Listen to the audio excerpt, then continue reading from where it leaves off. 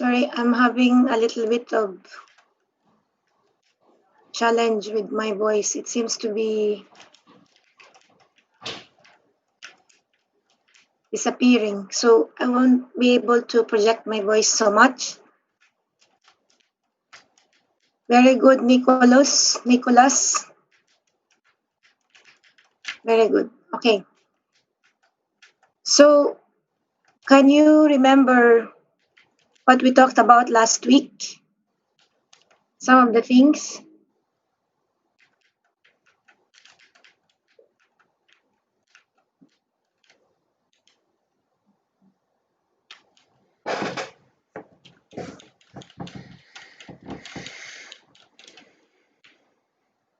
Anyone who remembers?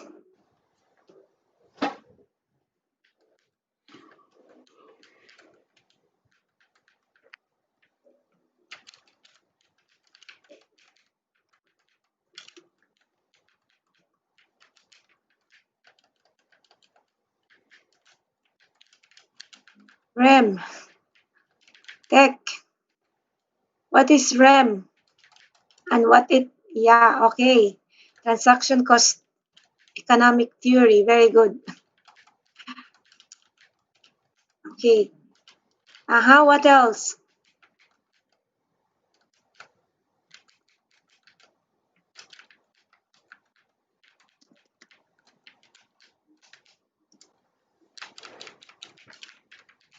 I'm writing this here because I wanted to clarify. Uh,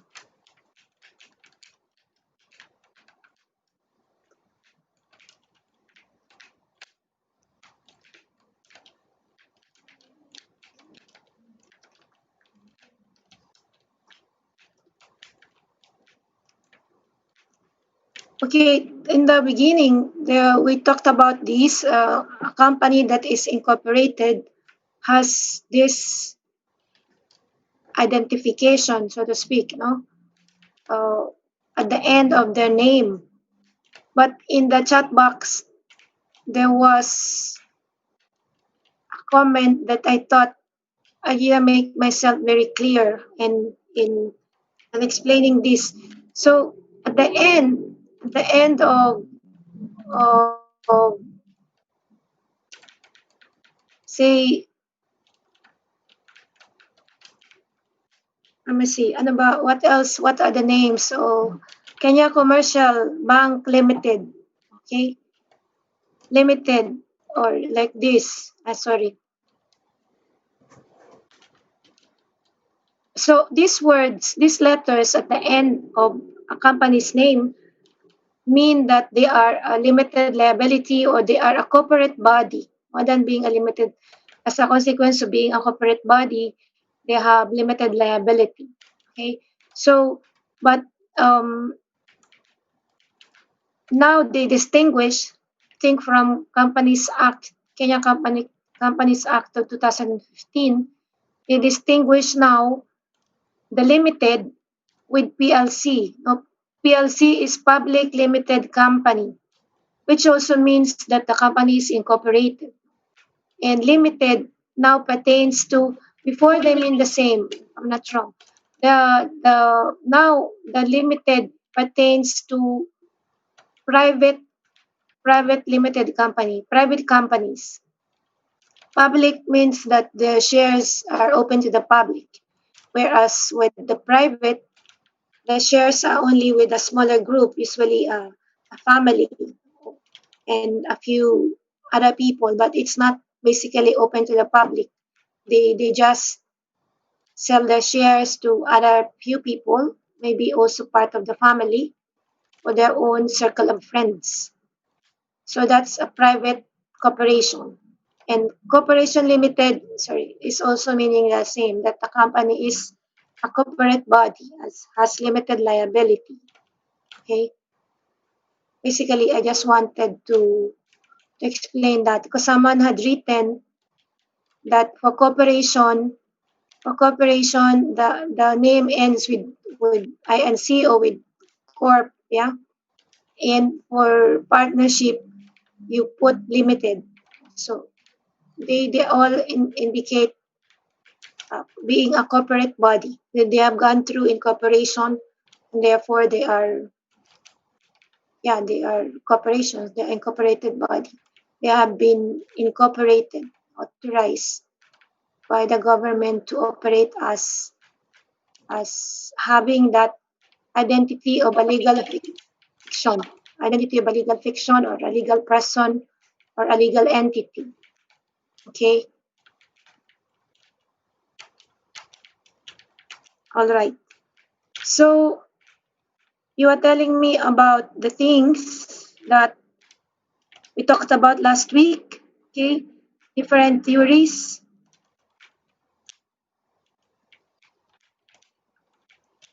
We reviewed a little bit about agency theory, stewardship theory, and transaction cost economics theories. And then there was a report on stockholder and stakeholder theories, which we are going to look at a little bit today, just a bit of revision, and I want to show you a video. It's a part of a documentary on cooperation, but I wanted to show you to to have a perspective of what happens when a corporation, a business entity, or a company operates being profit driven at all cost. When the main inspiration or motivation for profit for running the business is profit for shareholders. Okay, what else did we talk about? There was a report. It was quite extensive about shareholders and executive management. Are you guys there? You're not responding to my question. What other things were talked about last week?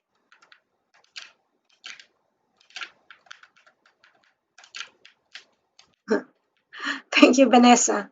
Very good. Okay.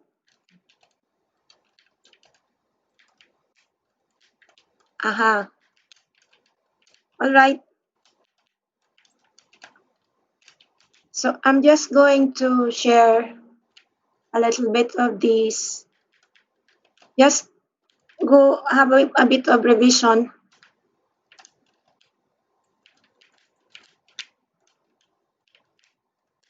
Resource evaluative maximizing model of human agency. Okay. That is what Blaise remember. Very good. So the shareholders theory, as we were told, no, that the companies are ultimately beholden to shareholders only, that the business's sole moral obligation is to maximize profit, increase shareholder value, so long as it stays within the rules of the game. We learned all these, that managers as agents are obliged to serve the shareholders' interest and run the company solely for their benefit. Businesses are not moral authorities. Business and ethics are not compatible. They are contradiction in terms, oxymoron. That is the claim. These are the tenets.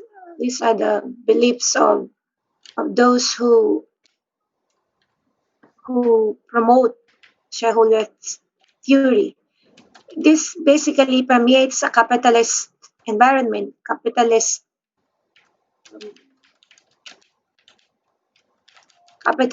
motives, no, for running business, and that CSR is not a concern of business entities. It's for charitable institutions and for government and all these places. But then you see, okay, people are still entering class. And you see, the problem is that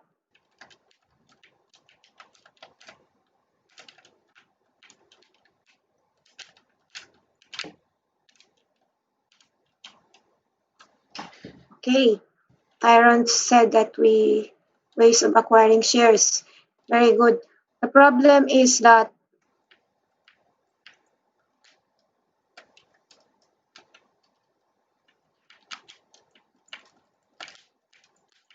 when emphasis is given on is focused no, on shareholder, there are negative consequences. The this emphasis in that the focus or rather the responsibility is only directed to shareholders, okay, they end up being really misplaced because business activities impact a wide range of stakeholders, as you know. So business corporations as legal fictions or legal persons or entities are accountable also to legal bodies, community, and society where they operate. So lack of accountability and overemphasis on profits have led to injustices, corruption, disregard for the repercussions of business activities on various stakeholders, lack of respect for individual persons when they mistreat employees, they do not give them commensurate salaries and the benefits that they deserve. They do not give them suitable working conditions in order to save costs, and they put their lives in danger. So in the end, no, they fail to promote the common good. And these are serious issues now for business.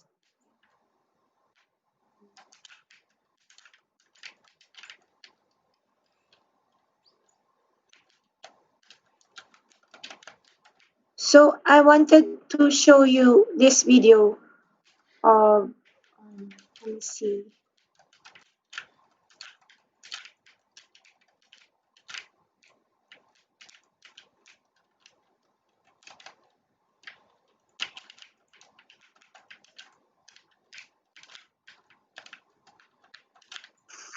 Is the effect of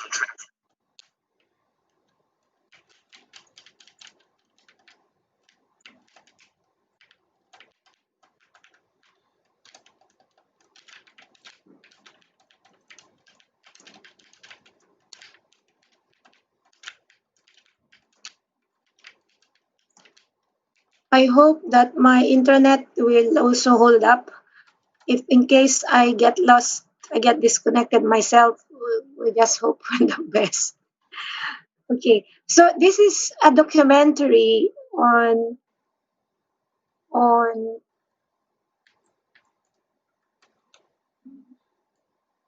can I minimize this? Yeah, on the corporation. It's a very long one, but I just want to show you for now this section on what business entities do for in the name of profit. Okay.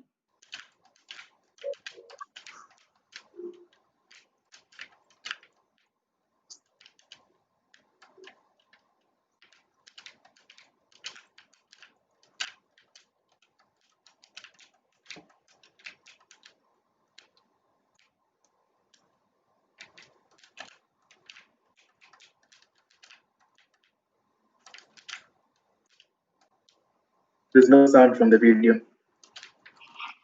There's no audio. Okay, sorry. Thank you.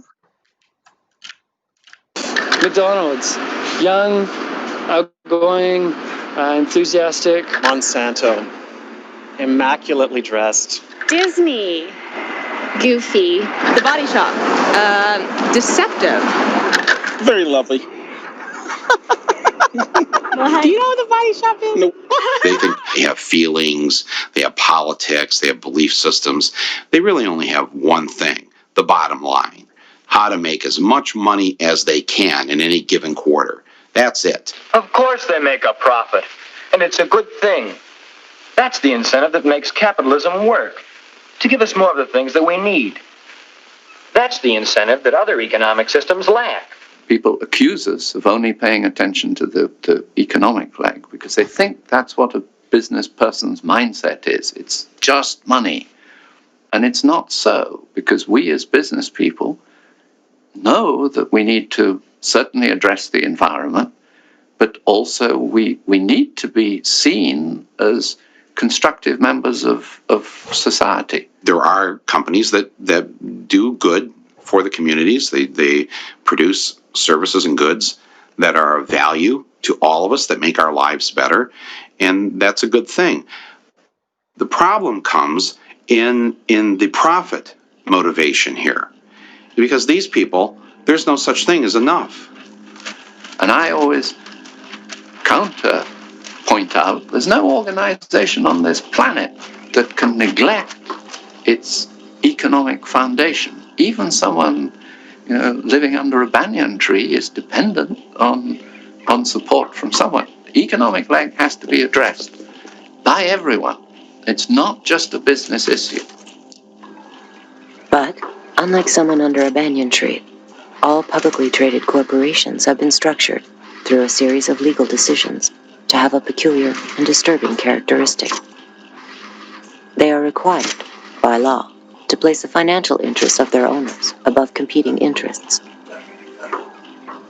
In fact, the corporation is legally bound to put its bottom line ahead of everything else, even the public good. That's not a law of nature. That's a very specific decision, in fact, the judicial decision. So they're concerned only for the short-term profit of their stockholders, who are very highly concentrated. To whom do these companies owe loyalty? What does loyalty mean? Well, it turns out that was a rather naive concept anyway, as corporations are always owed obligation to themselves to get large and to get profitable. In doing this, it tends to be more profitable to the extent it can make other people pay the bills for its impact on society. There's a terrible word that economists use for this called externalities. An externality is the effect of a transaction between two individuals on a third party who has not consented to or played any role in the carrying out of that transaction. And there are real problems in that area, there's no doubt about it. Running a business is a tough proposition. There are costs to be minimized at every turn. And at some point, the corporation says, let somebody else deal with that. Let's let somebody else supply the military power to the Middle East to protect the oil at its source. Let's let somebody else build the roads that we can drive these automobiles on. Let's let somebody else have those problems. And that is where externalities come from. That notion of let somebody else deal with that. I got all I can handle myself. A corporation is an externalizing machine in the same way that a shark is a killing machine. Each one is designed in a very efficient way to accomplish particular objectives. In the achievement of those objectives, there isn't any question of malevolence or of will. The enterprise has within it, and the shark has within it, those characteristics that enable it to do that for which it was designed. So the pressure's on the corporation to deliver results now and to externalize any cost that this unwary or uncaring public will allow it to externalize.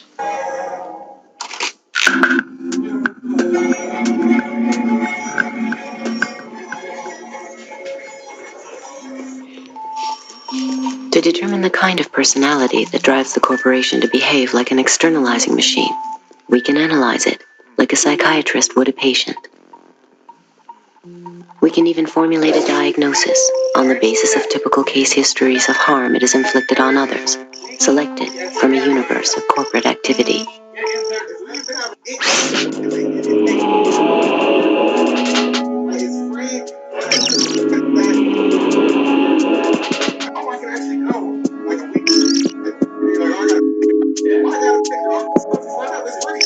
Well, this is the office of the National Labor Committee. here in the garment area of New York City. It's a little bit disheveled. These are all from different campaigns to make the stuff concrete as possible.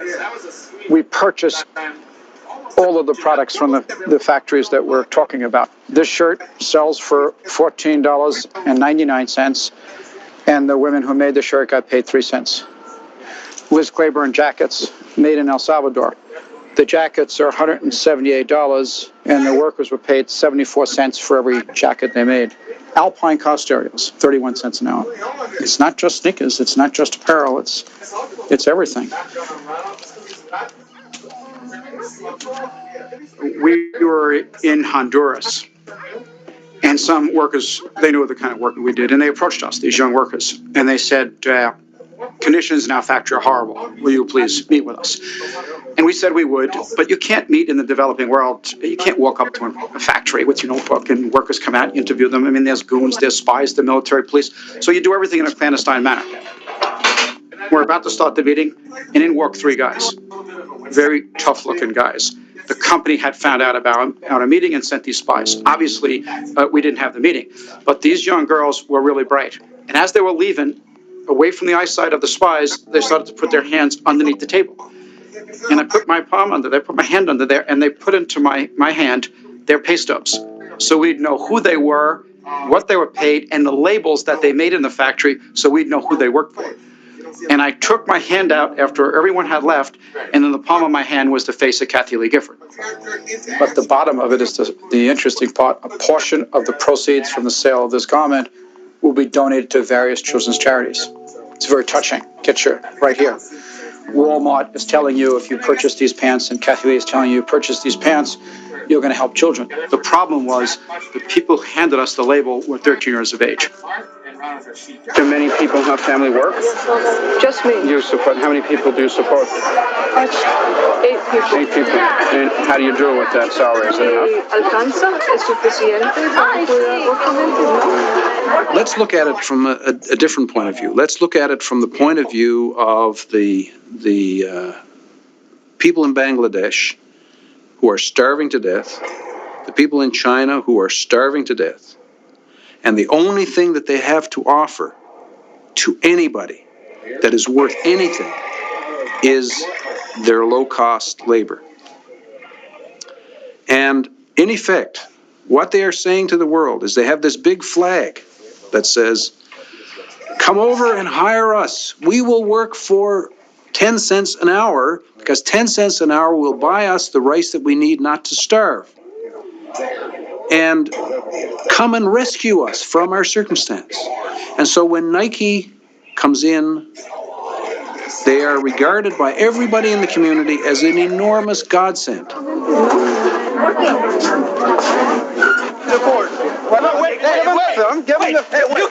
have any authorization to be here.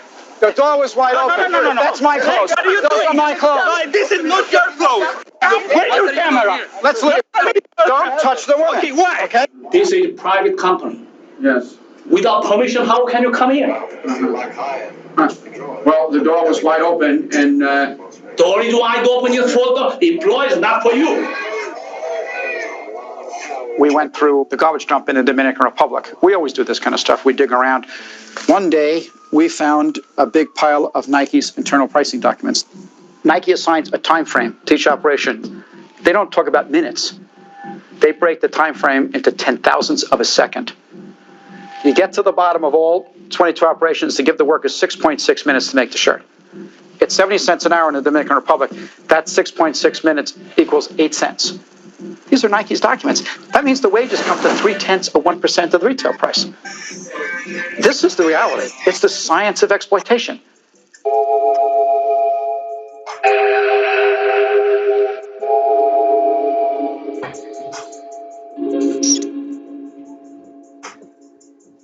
What happens in the areas where these corporations go in and are successful? They soon find that they can't do any more in that country because the wages are too high now. And what's that another way of saying? Well, the people are no longer desperate. So, okay, we've used up all the desperate people there. They're all plump and healthy and wealthy. Let's move on to the next desperate lot and employ them and raise their level up.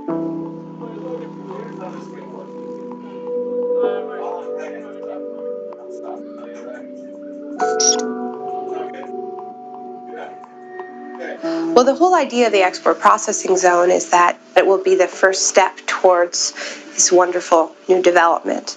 Through the investment that's attracted to these countries, there will be a trickle-down effect into the communities.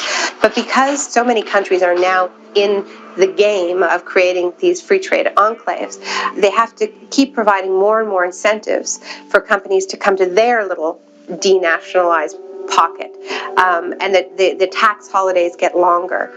So the workers rarely make enough money to buy 3 meals a day, let alone feed their local economy. Project X 7.0. I like now because the ball flight on is pretty good.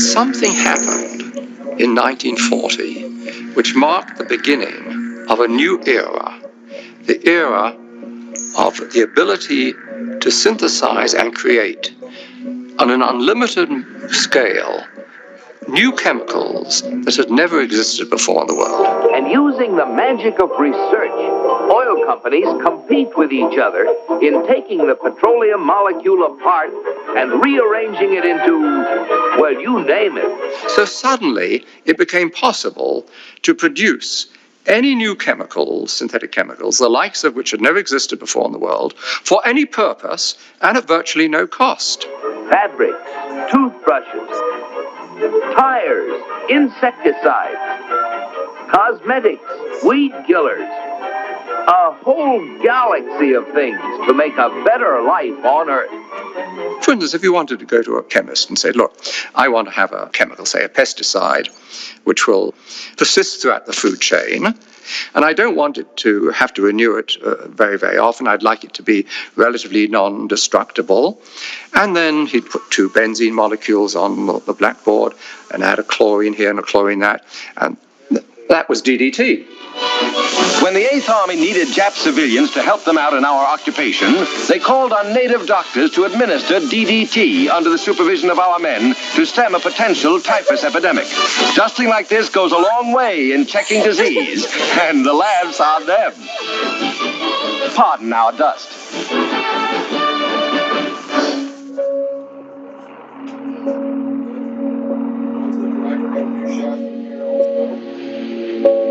As the petrochemical era grew and grew, warning signs emerged that some of these chemicals could pose hazards. The data initially were trivial, anecdotal, but gradually a body of data started accumulating to the extent that we now know that the synthetic chemicals which have permeated our workplace, our consumer products, our air, our water, produce cancer and also birth defects and some other toxic effects.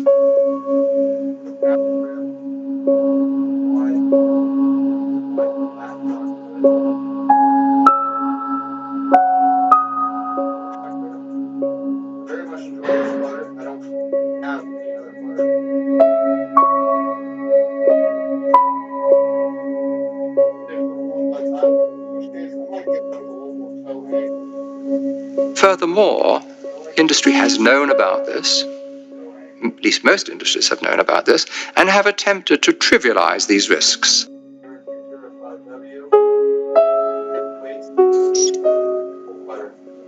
If I take a gun and shoot you, that's criminal. If I expose you to some chemicals which knowingly are going to kill you, what difference is there? The difference is that it takes longer to kill you.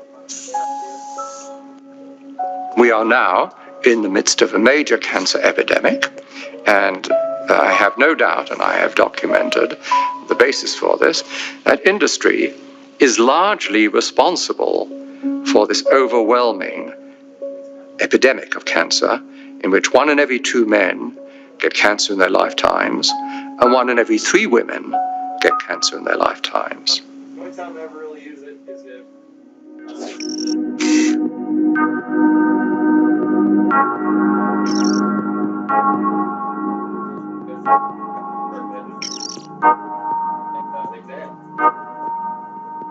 Towards the end of 1989, a great box of documents arrived at my office without any indication where they came from.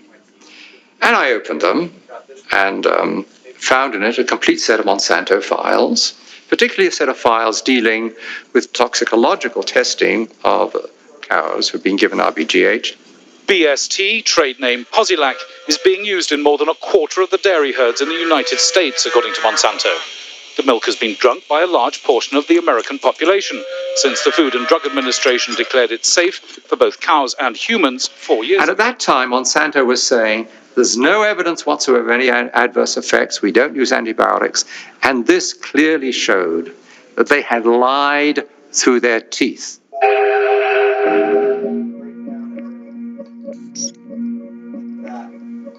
The files described areas of chronic inflammation in the heart, lung, kidney, spleen, also reproductive effects, also a whole series of other problems.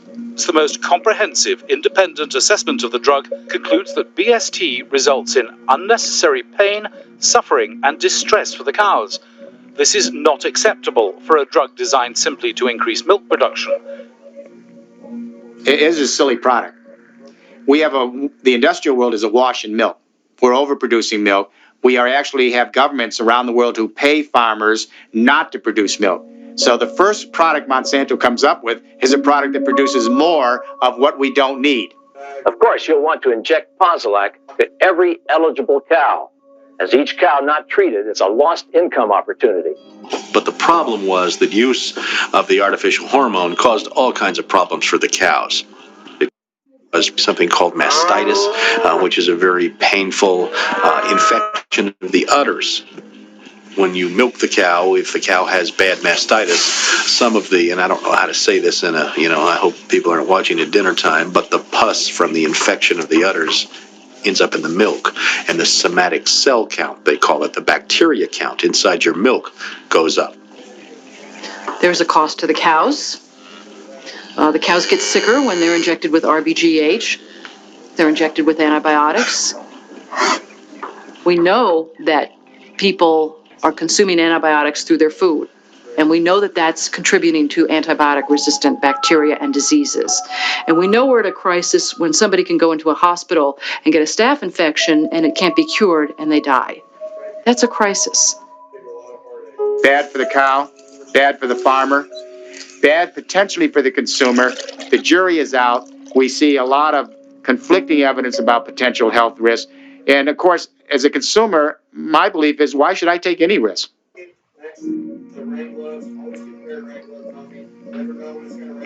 Factory farm cows have not been the only victims of Monsanto products. Large areas of Vietnam were deforested by the U.S. military using Monsanto's Agent Orange. The toxic herbicide reportedly caused over 50,000 birth defects, as well as hundreds of thousands of cancers in Vietnamese civilians and soldiers, and in former American troops serving in Southeast Asia. Unlike the Vietnamese victims, U.S. Vietnam veterans exposed to Agent Orange were able to sue Monsanto for causing their illnesses. Monsanto settled out of court, paying $80 million in damages, but it never admitted guilt.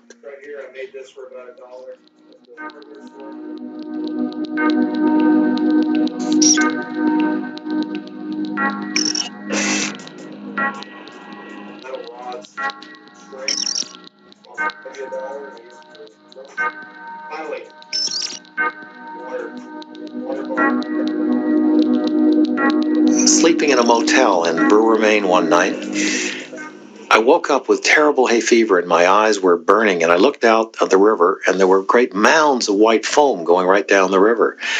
And the next morning I got up and I said, my God, what was that happening last night? He said, oh, that's just the river. And I said, what do you mean? He said, well, look, every night the paper companies send the stuff down the river. I said, what are you talking about? And he said, don't you understand? That's how we get rid of the effluent from the paper mills. Well, I knew at that time. I'd been in a business. I'd sold oil to the paper mills. I knew all the owners. I'd been in politics. I knew the people in the towns. I knew not one constituent of the paper mills wanted to have the river polluted. And yet here the river was being polluted. And it was more or less as if we created a doom machine. In our search for wealth and for prosperity, we created something that was going to destroy us.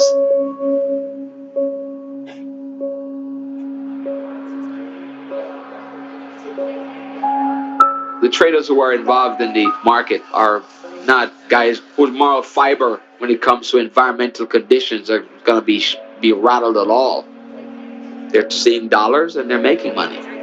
Brokers don't stay away from copper because it violates their religious beliefs or their environmental policies. No.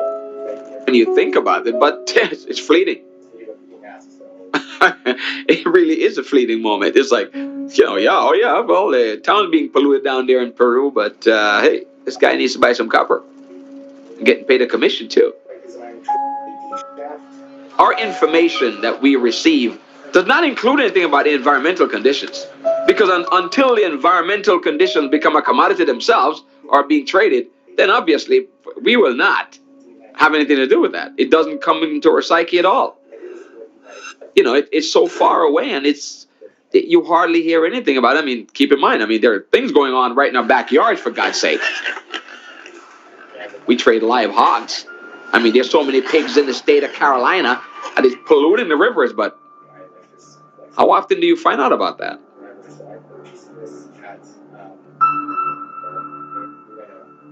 At Multinational Monitor, we put together a list of the top corporate criminals of the 1990s. We went back and looked at all of the criminal fines that corporations had paid in the decade. Exxon pled guilty in connection to federal criminal charges with the Valdez spill and paid $125 million in criminal fines. General Electric was guilty of defrauding the federal government and paid $9.5 million in criminal fines. Chevron was guilty of environmental violations and paid $6.5 million in fines. Mitsubishi was guilty of antitrust violations and paid $1.8 million. IBM was guilty of illegal exports and paid $8.5 million. Was guilty of environmental violations. Pfizer, the drug manufacturer, was guilty of antitrust violations and paid $20 million of food and drug regulatory violations. Sears was guilty of financial fraud. Blue Cross Blue Shield of Illinois. Unical was guilty of fraud, of environmental violations. Georgia Korean Airlines was guilty of $5 million. It paid $225 million. Hoffman LaRouche, guilty of an antitrust violation, paid $500 million in criminal fines. Again and again, we have the problem that whether you obey the law or not is a matter of whether it's cost effective. If the chance of getting caught and the penalty are less than it costs to comply, people think of it as being just a business decision. Drawing the metaphor of the early attempts to fly. Best golf I have ever played. One thing is, you don't have a better pet. There's really no better. The man going off of a very high cliff in his airplane with the wings flapping and the guy is flapping the wings and the wind is in his face and this poor fool thinks he's flying, but in fact he's in free fall and he just doesn't know it yet because the ground is so far away. But of course the craft is doomed to crash. That's the way our civilization is. The very high cliff represents the virtually unlimited resources we seem to have when we began this journey. The craft isn't flying because it's not built according to the laws of aerodynamics, and it's subject to the law of gravity. Our civilization is not flying because it's not built according to the laws of aerodynamics for civilizations that would fly. And of course, the ground is still a long way away, but some people have seen that ground rushing up sooner than the rest of us have. The visionaries have seen it and have told us it's coming. Okay, so anyway, I think it's fine. I understand that you are not hearing it well. after all that. It's about the part I would like you to watch is just about over. Sorry. Okay. So does it? All of you didn't hear it well. I hope not.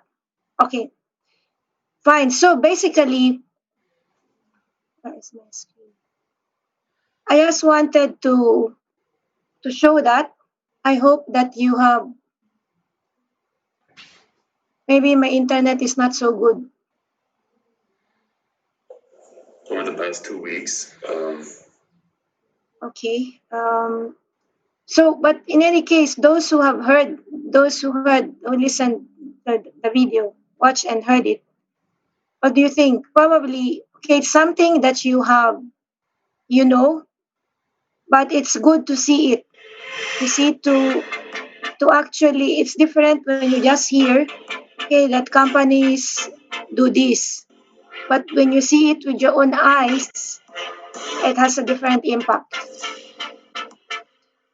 That companies with with this motivation of profit can go to this extent of harming so many people, harming the environment, and they don't seem to care so much. That's the amazing thing. That's the amazing thing. And even up to this day, it continues to, it still happens in different ways with other companies that they will do documentaries again after to help people to learn, but we never seem to learn.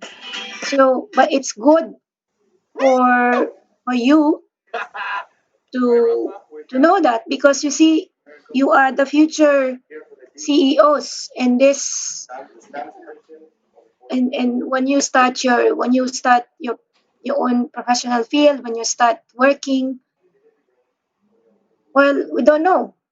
You probably will be one of these people, and it's good to keep in mind that you need to be a force for good, no? Not to be a force for harm.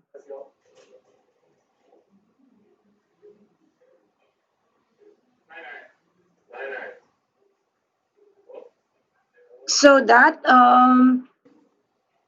of course there is this alternative of, didn't ask you for any feedback, but it's okay. Alternative of stakeholders theory, but again, it's somewhat difficult because there is no common grounds for evaluating how each of the stakeholders can benefit. But people, authors, other government institutions, relevant stakeholders, they promote on the need to draw away from shareholders theory. Although, because we know that the stakeholder approach can favor the shareholder in the long run, because the interest of meeting expectation of stakeholders will bring about long-term value. But then again, okay, it's good to keep in mind that the managers have fiduciary duty to shareholders, true, but also they have obligations to the legitimate interest of other stakeholders. Even though they say that there is no clear consensus how to implement this theory, but I think it's a matter of creativity, as it is now been proposed has been by what is called enhanced shareholder theory. Okay, also, I'm going to talk about that shortly. Also, that this theory can promote distributive justice, no? In terms of fair distribution of benefits and burdens to the different stakeholders based on mutual relationships among the different.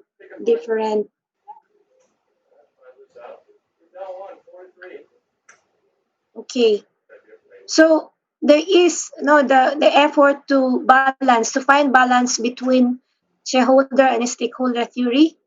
So we have what is called common good model, which is talked about promoted, if you will, by the authors of Business Ethics in Action and Dominic Mele and Christine Gishure in Ethics in Africa, Introduction to Business Ethics. In their book, they speak of common good model, that the purpose of the firm is the promotion of the common good through its service to society and promotion of integral human development. So there are two things here: common good of the society. Those who, the ones I taught business ethics, what is common good?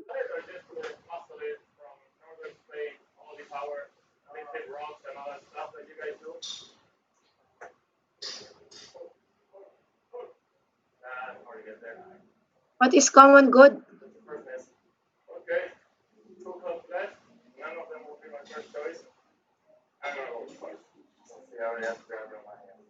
Samuel Mulwa, what is common good? Marhula?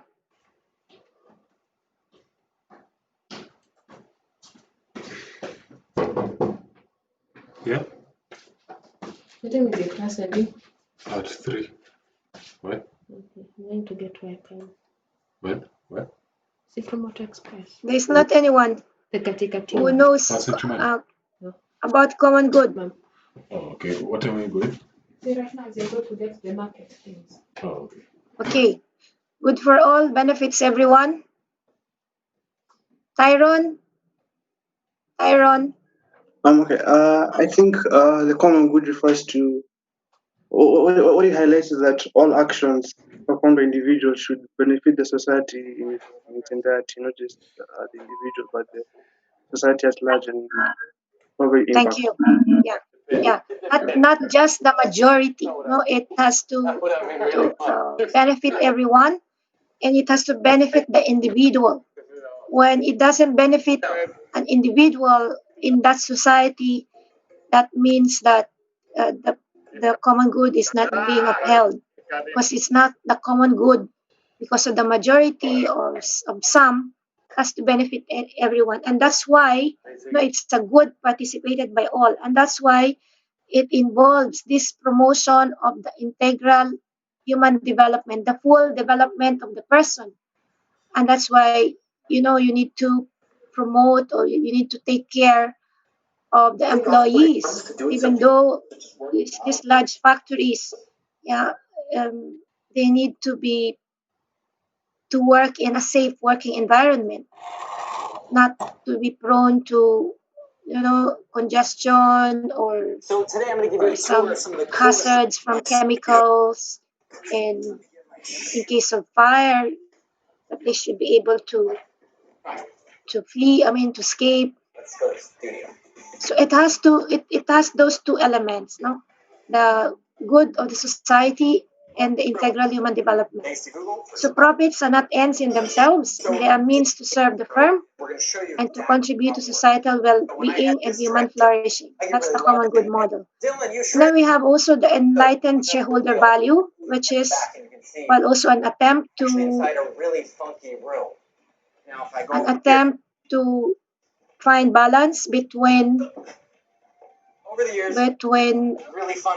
shareholder and stakeholder value.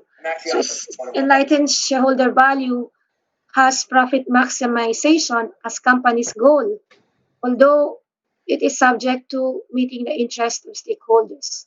It's not just the shareholder, it's not just profit. It is profit keeping in mind everyone, all the stakeholders.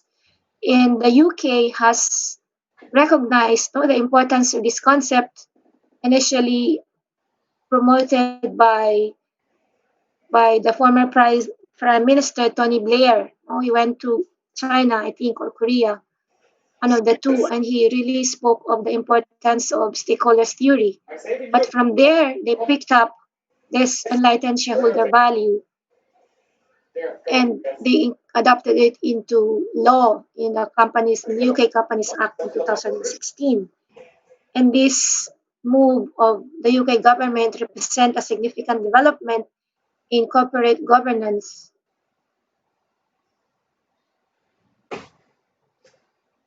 as it demonstrates a clear departure from shareholder theory. So they said in that article, in Article 172, a director of a company must act in the way he considers in good faith would be most likely to promote the success of the company for the benefit of its members as a whole. So it means that the company, business, the corporation must take into account, the likely consequences of any decision in the long term, how it's going to impact the employee, the suppliers, the society, the government.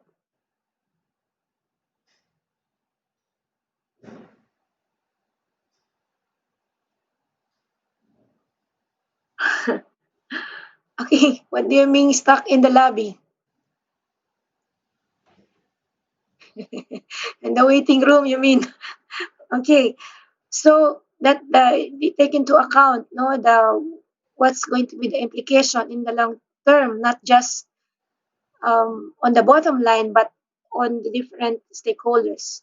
So they need to take the interest of the employees, and to look into the business relationships with suppliers and the community, and to maintain a reputation of high standard of business, and to act fairly between members of the company.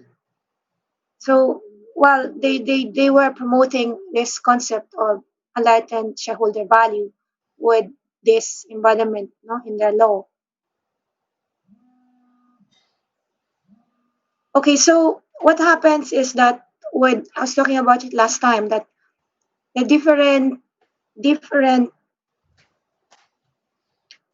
theories, that there's no as such common ground when it comes to what theories should support, the different governance mechanism structures in countries around the world. Can there be a one size fit all kind of thing, that should govern, that should inspire and support governance structures?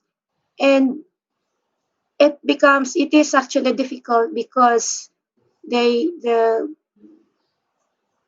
because of different legal, economic, cultural practices.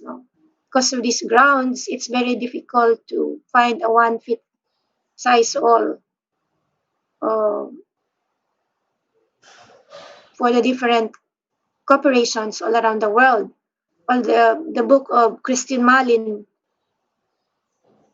speaks of, gives examples of how it becomes difficult. Because, for example, in terms of legal grounds, for legal motives, like in the US, or even economic.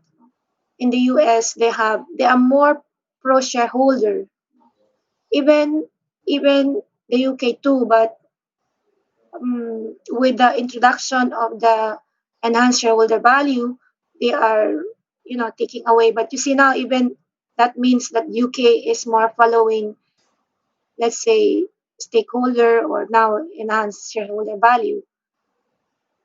So in Europe, they promote, the safety or the benefit of employees. They shield them from employment harassment. They protect their good jobs. So meaning they favor more the employees than the employers. So capitalistic environments promote more the shareholders.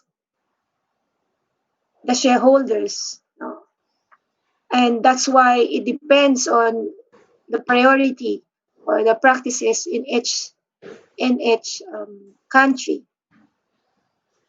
But then they all agree, corporate governance experts all agree that in these countries, all around the world, there is what is called convergence. They converge on the core aspects of corporate governance. These are the pillars, of transparency, integrity, responsibility, accountability, probity. So the importance of disclosure and the significance of independent and the presence of independent non-executive directors and their contribution. So they all agree that corporate values are important in making sure that the business corporations are run for the benefit of many, not just the shareholders. And also they agree that the need for integrated reporting, at a more complete um, reports of financial financial statements, financial reports of corporations are communicated to the shareholders and all stakeholders. And it's not just the financial statement, but all the governance structures. An integrated report is a concise communication about how an organization's strategy, governance, performance, and prospects in the context of its external environment lead to the creation of value in the short, medium, and long term. So the aim of integrating reporting is to demonstrate the linkage between strategy, governance, and financial performance and the social, environment, and economic context within which the business operates. So shareholders and other stakeholders should better understand how an organization is performing. And through this integrated reporting, a comprehensive, all-encompassing reports, and that's why financial statements are accompanied with addendum, addendum, additional things, management commentary, governance reports about sustainability, environmental, social impacts, and the relevant issues that the corporation must communicate to stakeholders and shareholders. So the assessment of the long-term viability of the organization's business model and its strategy. Sorry, I wasn't sharing my screen. Okay.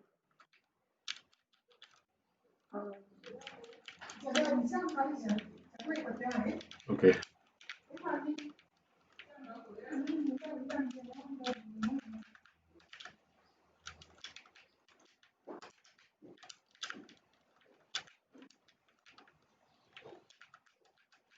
Oh, sorry. Okay. Okay. So anyway, this is what I was saying from here to here. Okay. So integrated reporting. Okay, and then from there we can move to just other issues in corporate governance. Let me see. Escape.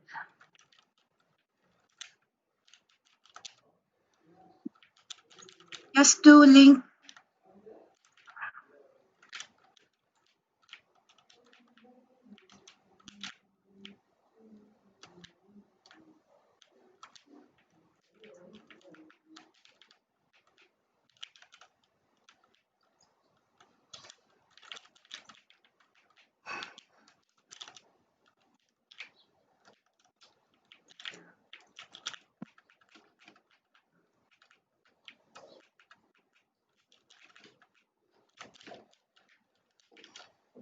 Okay. So we talked about this annual general meeting last week when the reporters discussed about the shareholders meeting. So just some additional information that every listed company is mandated to hold annual general meeting every consecutive 12 months. In Kenya, it is like it's mandatory that the shareholders meeting is held within the 6 months. So by the 6th month after the end of a fiscal year, the year is the fiscal year, the reporting period of financial statements, let's say from January to December. So the AGM should be by June of the following or thereabouts. Anyway, I think there are some that are still called an AGM maybe in July or what, but thereabout. And then the notice and agenda for AGM should be circulated to shareholders at least 21 working days before the date of the meeting. So there was a question about who attends the meeting. Do all shareholders attend the meeting? In principle, all shareholders can attend the meeting, although we know that not all shares have voting rights. So to attend the meeting, we can attend, shareholders can, in principle, everyone. But then they have to be invited and they have to register in order to participate in the meeting. But then also in some companies, they put in the articles of association the requirements for to be able to attend the AGM, that they should have a minimum number of shares, and that depends on what they have included in their article of association in the corporation charter. So then, of course, they talk about different things. There was also the question of what can you ask? Yeah, you can ask, as I was saying last time, you can ask basically about anything. But then again, you understand that you ask these questions beforehand. Although I think probably it's because now they are doing virtual meeting or hybrid meetings. So we're going to see some samples of call for meetings, call for AGM. And people send their questions, they are asked to send their questions beforehand. Even when there are issues that shareholders want to bring up in an extraordinary or even in the AGM, the annual AGM, they submit in writing these questions so that I think the others can already study and then it can be proposed to the people. So anyway, the agenda for ordinary business is normally the financial statements. They need to study a presentation, adaptation of audited report and financial statements. Based on that, they'll need to make decisions on the dividends. They also what dividends to declare or not to declare and how much. And then they also talk about election of directors, those who need to retire because the term has ended, the retirement by rotation. There may be others through extraordinary general meeting. There may be because of some powers of shareholders, because of the number of shares that they own, they are majority shareholders. They can do that. They can actually remove some directors. But for now we're talking about the ordinary business during the AGM. So appointment of and remuneration of auditors. Which external auditors are we engaging? And how much money are we going to pay them? So there are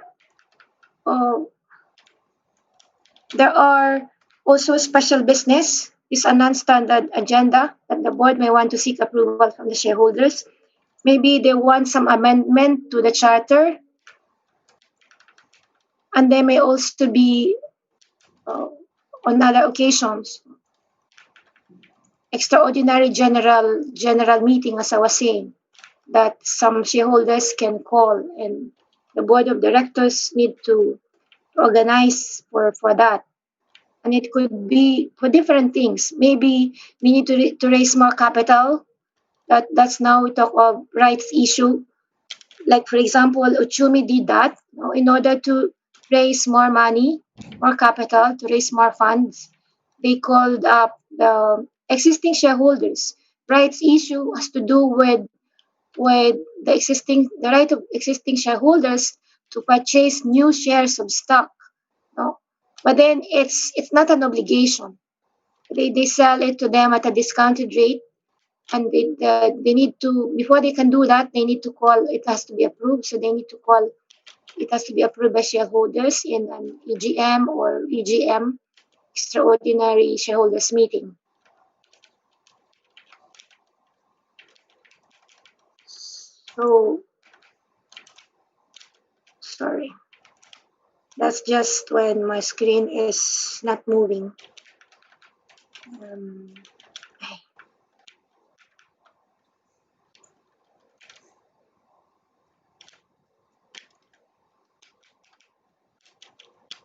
Okay, what else could there be?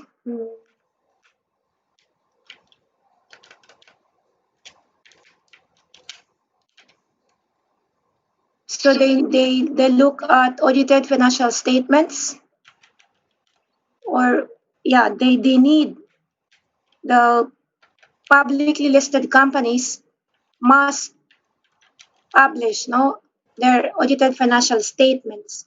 And okay, they also need to speak about that, as we said in the AGM. So basically, all these things that we were talking about are pertaining to public companies, public corporation, publicly listed companies. So the board is responsible for preparation of the financial statements. The auditors state their opinion of the truth and fairness of the financial statements.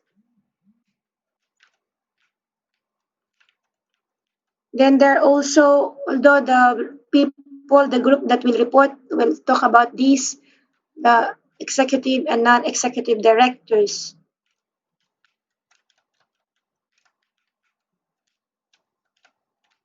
Sorry, I'm having trouble with my slides.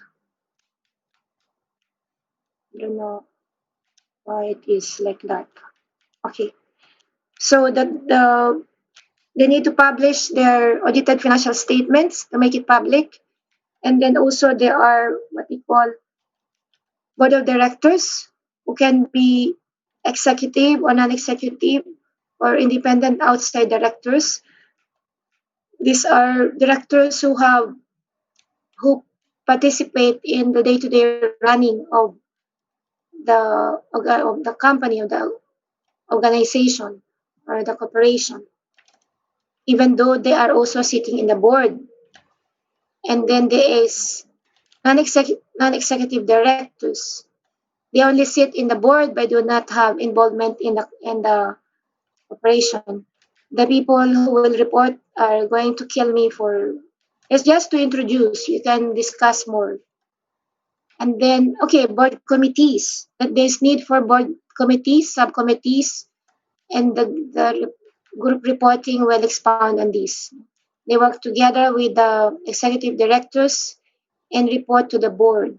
They can be of different kinds. There can be many as the corporation decides, or there can be few according to the needs. Okay, if you don't mind, if we could have break for lunch.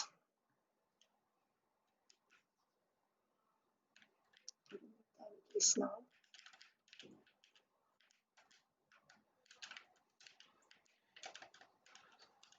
Joshua, sorry. Afternoon. Yes, good afternoon. I have an issue with like waiting for long in the waiting room. Oh, sorry about that. You see, when I have on my what do you call it, screen, I don't see the people on the waiting. I don't see. So okay, I'll try to be. Perhaps what you can do of the people in the class, you can interrupt. Just speak on your mic to say, because when I am on the big screen, sharing screen, I cannot see the people who are in the waiting room. So maybe someone just to interrupt instead of typing in the chat. So it's not very straightforward to just see. Otherwise, I'm sorry about that. Okay.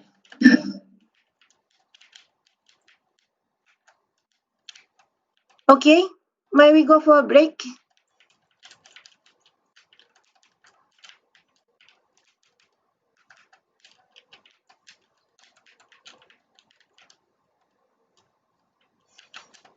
There is a suggestion here that to make the class reps to be co-hosts to help admit people. I don't know if they mind. Okay, I can do that.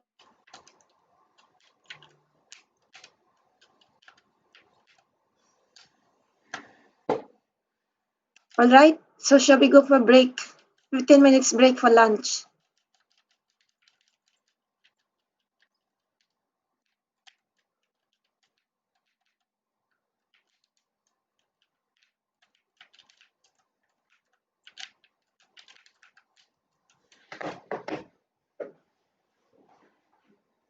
But before, let me first continue with some of the things I wanted to tell you today before the group 3 reports. I hope you can be a bit patient. Let me see.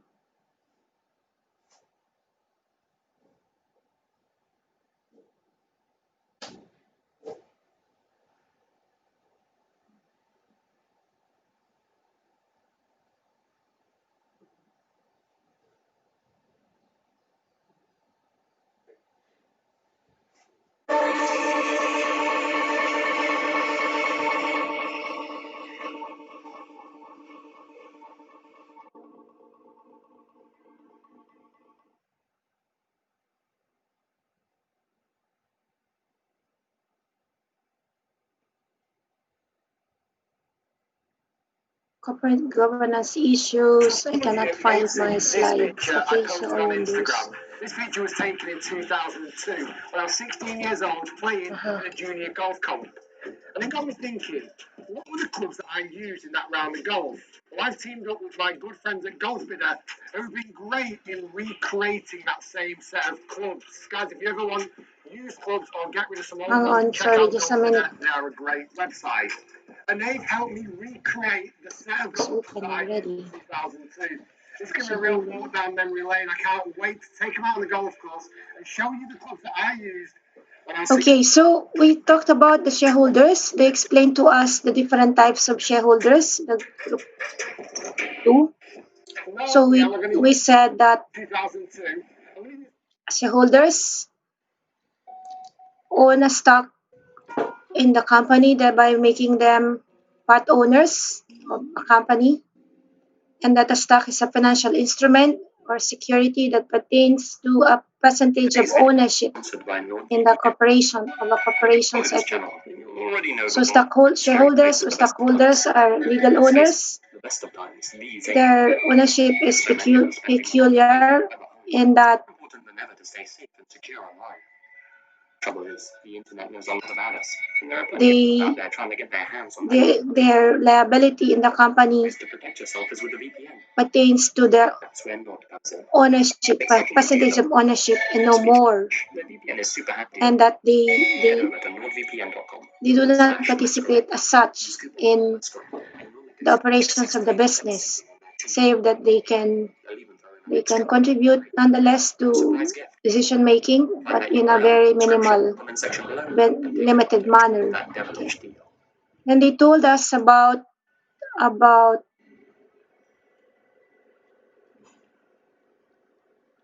problem with this is we spend the time admitting and readmitting. Latrice Richardson, a 24-year-old psychologist, So was taken into custody after failing to pay her bill. And let me ask you, how can one be a shareholder? What are the types of shareholders? The things that you learned last week. And that something wasn't quite right with her. They contacted her family. In terms of investment, Her daughter was bipolar. what are the types of shareholders? Let Latrice go while she was in that state. The officers promised her mother that they'd release Maitrese at 5 a.m. the following morning after she'd calmed down. For some bizarre reason, though, they didn't do that. Instead, they let her leave at 12:28 a.m. without giving her back her cell phone, ID, Anyone? money, or her car, which was at a towing station.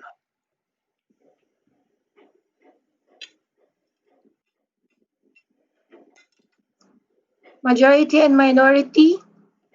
Okay, before that, before you can be a majority and minority shareholder, you have first to be either an individual, okay, common and preferred shareholders, common and preferred. What type of shareholders, what type of owners and investors are there?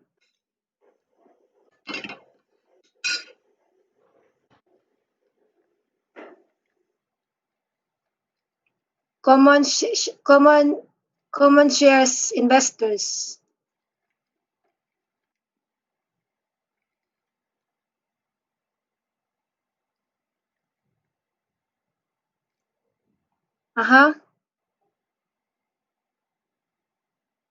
There are individual investors and institutional investors and other companies.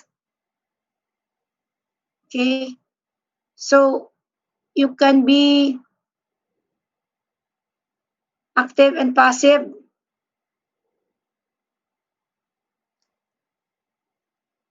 You can be first, people invest money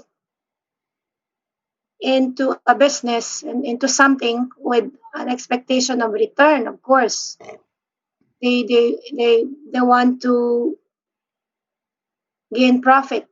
They expect some yield in the input, in the assets or properties or funds that they have invested in something. So they can be individual. Okay, they can invest in capital markets or in money markets. Capital markets, as Miriam told us last week, has to do with investment in stocks and bonds and basically in long-term investments, whereas money markets have to do with short-term investments like treasury bills and other certificates, financial securities. But the individual, as the name goes, retail is individual persons. You and I can be individual investors.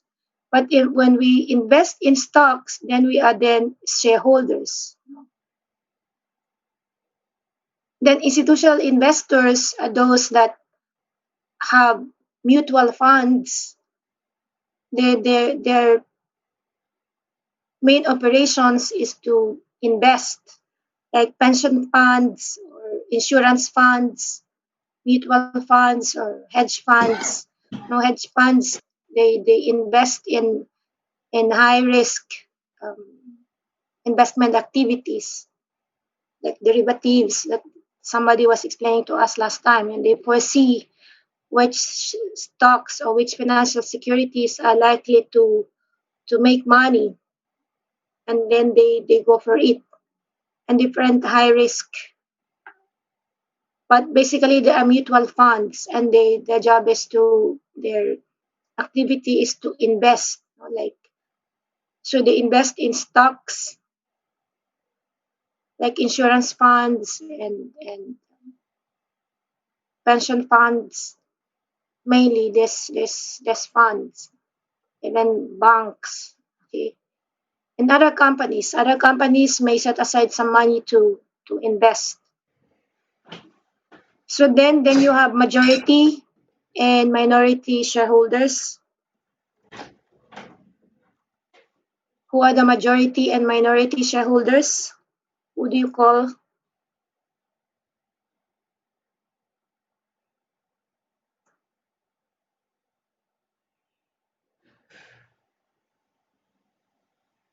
How do you classify, how do you distinguish majority from minority shareholders? Okay, Miriam. more than 50%. They are mostly founders or their descendants in family business or in other public corporations. Of course, they have greater influence in decision making in the operations of the business. They can also remove board of directors, the majority shareholders.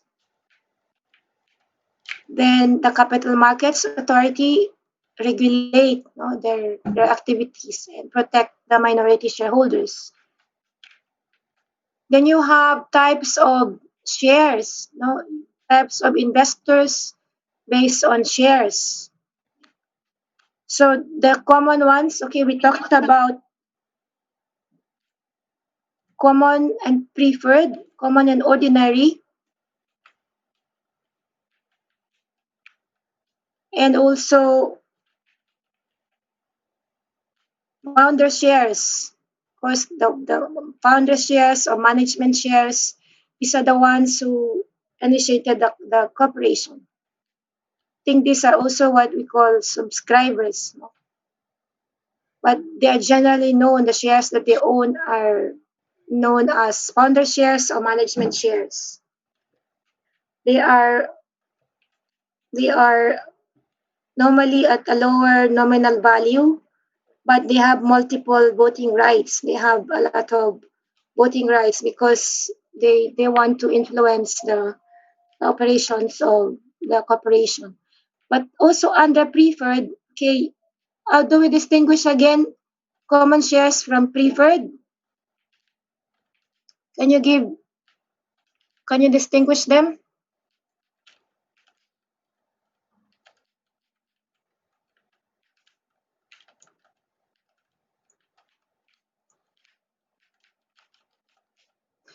Common have voting rights. Okay. Then they have what else?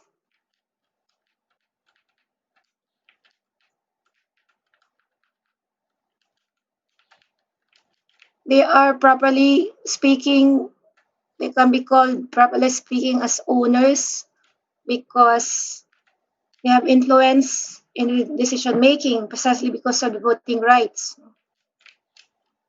But they are last in terms of dividends preferred because of the term preferred. They have priority over dividends.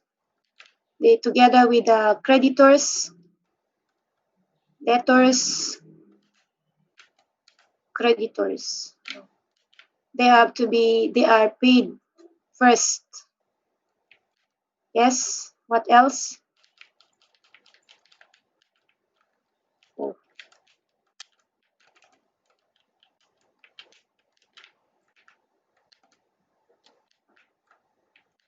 Right. Okay. I don't see what is in the chat.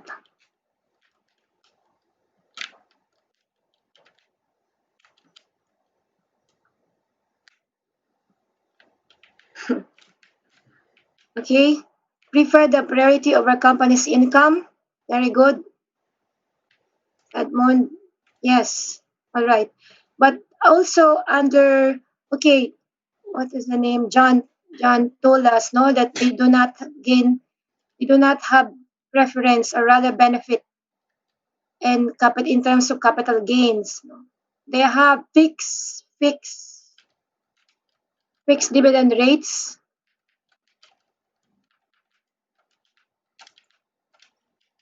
Okay, and then there are different types of preferred or preference shares, common or ordinary. I think in Kenya we call them, the common ones are called ordinary shareholders, ordinary shares. So these preferred or preference shares, they can be cumulative or non-cumulative preference shares. What can you make out from these? Cumulative and non-cumulative, meaning that when there are no dividends that are declared for a certain year, a certain period, if a preference share is cumulative preference share, it means that they are meant to continue receiving the dividend rates that are due to them on that particular year. So their shares continue earning dividends. So when the time comes that the company has money, has profit to share as dividends, they are first paid these cumulative dividends before dividends are given to everyone else. There are non-cumulative, they don't accumulate, so they only receive when there is actual profit. Then there is also what is called participating preference shares. That is now after the ordinary shares or equity shareholders have been paid and there's still excess profit, which the corporation is willing to issue or to declare dividends in or on, then the preference shares, these participating shares, can still benefit from that. Redeemable shares are shares that are redeemed at a specific date. Normally, this is given to employees, as incentives. And since they don't want them to continue having the shares after they have left the company, these shares are redeemed after a specified period of time, after it has served its purpose of being incentives. Or sometimes they are just redeemed when they leave the organization. Then there is fully and partly convertible. These are preference shares that may be converted to equity shares or ordinary shares. And guaranteed preferred. Now, these are guaranteed preferred by guarantors in case of when there is no profit as such. Deferred. There are different types of shares in different countries. But I think these are the ones that we have in Kenya. And there could be more. Anyway. Okay. These are the main ones. So after that, we can have a look. Okay, I'm not done yet with this slide. We can have a look at G.I. Joshua, the best Captain Israel. This is Batman with no ears. How can one become a shareholder? We talked about that, Tyron.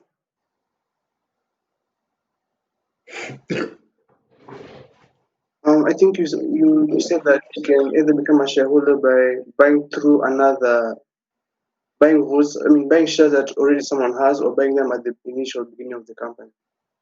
Okay, very good. Okay. Yes, by being a subscriber to the memorandum of association during the incorporation, and by investing in new shares of the company, that is during the initial public offering in what is called primary market, and also by buying from existing shareholders.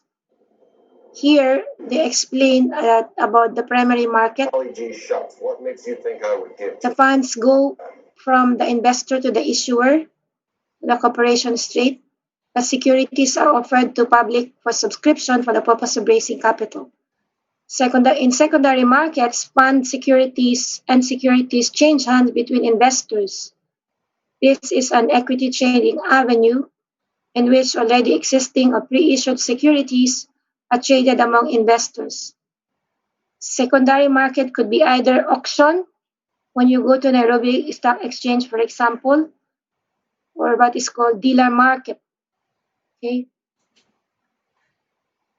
While securities exchange is the part of the auction market, over the counter is part of a dealer market where a stockbroker runs a desk and trading is based on the willing buyer, willing seller principle. That is, I think, also what we do in Kenya. For some of us who are not experts, we are asked to open an account with CDS, Central Depository Settlement Account, where it's like an online, it's like a bank, but it's an online setup, no, for online account for your stocks, for your shares that you own. I think, and then I'd like us to have a look at a sample of, let me see, about a meeting, what do you call it? An AGM notice. Okay, let me see. A cube-shaped rock. You probably know that Steve from Minecraft is the newest DLC fighter in Smash Bros. Ultimate. Okay, so this is what happens when a company, okay, the board of directors call for an annual general meeting. So they give a notice. Notice is hereby given that the 68th annual general meeting of British American Tobacco Kenya PLC. Remember what we were saying in the beginning, PLC, Public Limited Company, will be Of course, we now know that Sakurai and his team held by electronic communication on this day, no, at 24th June, to conduct the following business.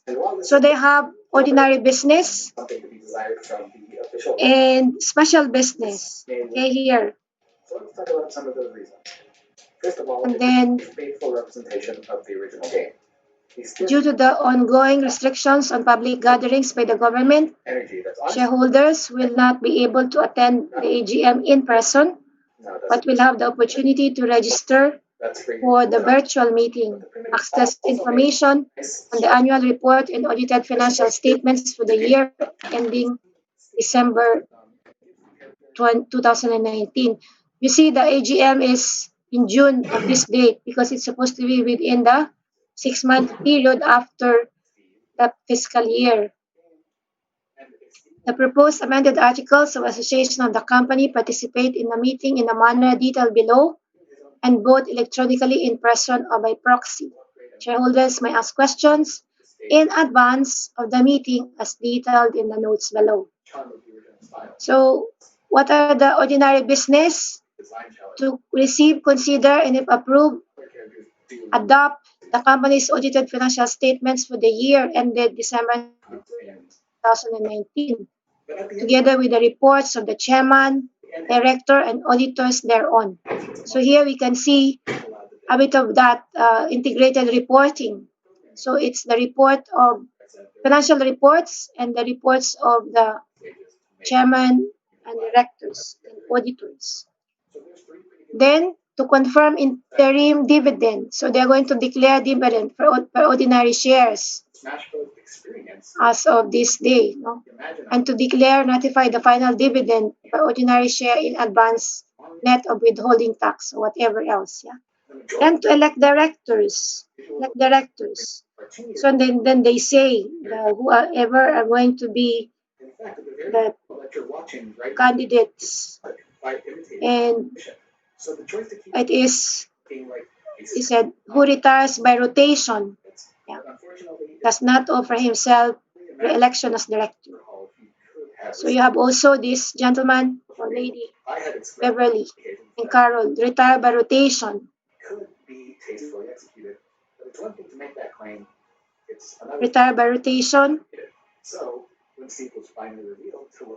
Okay, now this is being members of the Board of Audit and Risk Committee be elected to continue to serve. This is now renewal of their posts.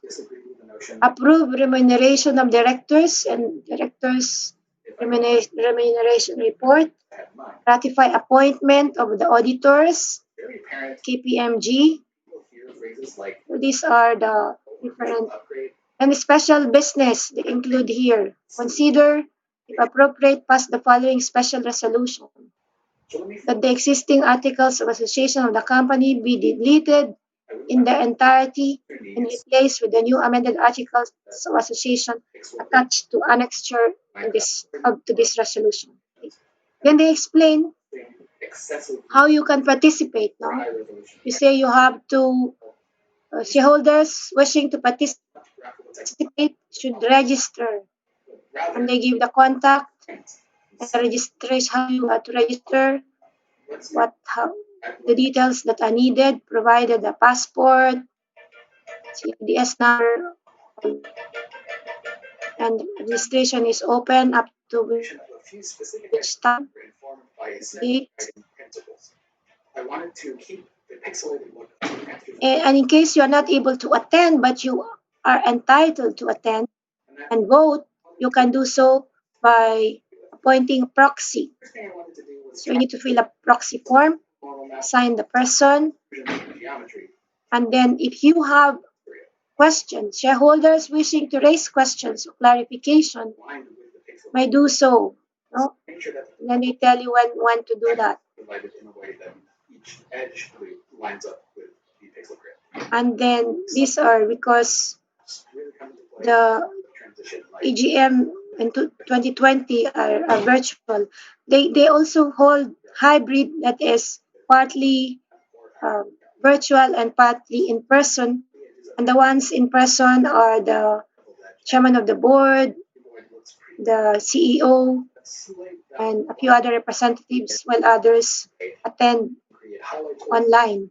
So they usually issue this kind of notice for the general meeting. All right, so I think I am now ready to give the floor to, let me see. Yeah. To the reporters. Okay. Group 3. Are you ready? Or you have fallen asleep? With more specularity than other parts of the text. There's also some subtle ambient. We are ready. Who do I give? Oh, good. Who do I give? These were actually inspired by physical toys of Steve that I saw when I was doing some research for a Smash It Right episode that he started working on a long time ago, but never actually completed. There's just something about the materials and the physicality of the toys that reminds me of the style of Smash Ultimate, so I thought, it could be a pretty good info. Beyond just the visual design, I also had ideas for how the animation could be given a little bit more juice. Now, I do love the operating system. Sorry. Something is wrong here on my screen. Has to unmute co-host. Okay. Secondary animation while keeping the rigidity of the limbs mostly intact. All right. Like with the visual characteristics, physical toys also inspired this particular idea for animation. Have I done it? The idea was to give the animation more believable physicality by allowing the stiff limbs to flex ever so slightly, as if they're made of something like vinyl or plastic. The flexibility would only come into play on faster motions, so perceptually, the limbs should still feel pretty solid. It's also very important to keep any motion very simple. Yes. To give them weight by allowing the limbs to take a little time to settle. Right, so good afternoon. We are Group 3 from the ICS. I'll be taking you through the Board of Directors. So the board of Directors is responsible for determining the company's aims. I did create a rig that controls the eyes movement from side to side as well as the blink. Pardon? No, continue, Edmund. Sorry. Those changes happen in a single frame. Okay. Yeah, so the board is responsible for determining the company's aims, strategies, plans, and the policies to achieve those aims. They monitor the progress in the achievement of those aims, both from a company perspective and also in terms of analysis and evaluation of its own performance as a board and also as individual directors. And it also appoints a CEO with the appropriate leadership qualities. So the three major challenges facing the company boards are building of a diverse board of directors, making their boards more effective, and the ability to react appropriately to any changes in the corporate governance structure or culture. So the rule, okay, the three main objectives of the board of directors are to provide superior strategic guidance, to ensure the company's growth and prosperity, to ensure an accountability of the company and to its stakeholders, including the shareholders, the employees, customers, suppliers, the regulators, and the community. And also to ensure that a highly qualified executive team is managing the company. So wait, strategic guidance, ensure accountability, and qualified executive team. Okay. Yeah. So the board of directors is responsible for developing the long-term goals for the company, monitoring and also replacing the chief of executive officer. They also monitor and replace other key members of the executive management. They review and evaluate compensation plans for the executives and the directors. We shall say this when you're handling compensation, to be done by Sichangi. By having regular meetings with an agenda, and there should be a formal schedule of matters over which the board has the right to make decisions. The board also should have a balance between the executive and the non-executive directors. We shall look at this when we go through the types of directors, to be done by Alan. The directors should also have access to the company secretary and also be able to take independent professional advice. Let me sorry, go back to the previous slide, please. Yes. Okay. Who do you think is responsible for setting the mission and vision of the company? Is it the board of directors? Is it the executive management? Don't worry, we are learning. Yeah. I believe it's both the executive and the board of directors, because they both take active participation in determining like the aims and mission. Okay, they can with the guidance of the. Right now, what's your main goal right now going forward? Well, my main goal, ultimate goal would be to make 100 t-shirts for it. But the beauty of this, so we'll probably debut in the same year. But you've got it by at least I would say 7 to 8 years. Yeah, but hey, how long can you make it? But no. Oh shit.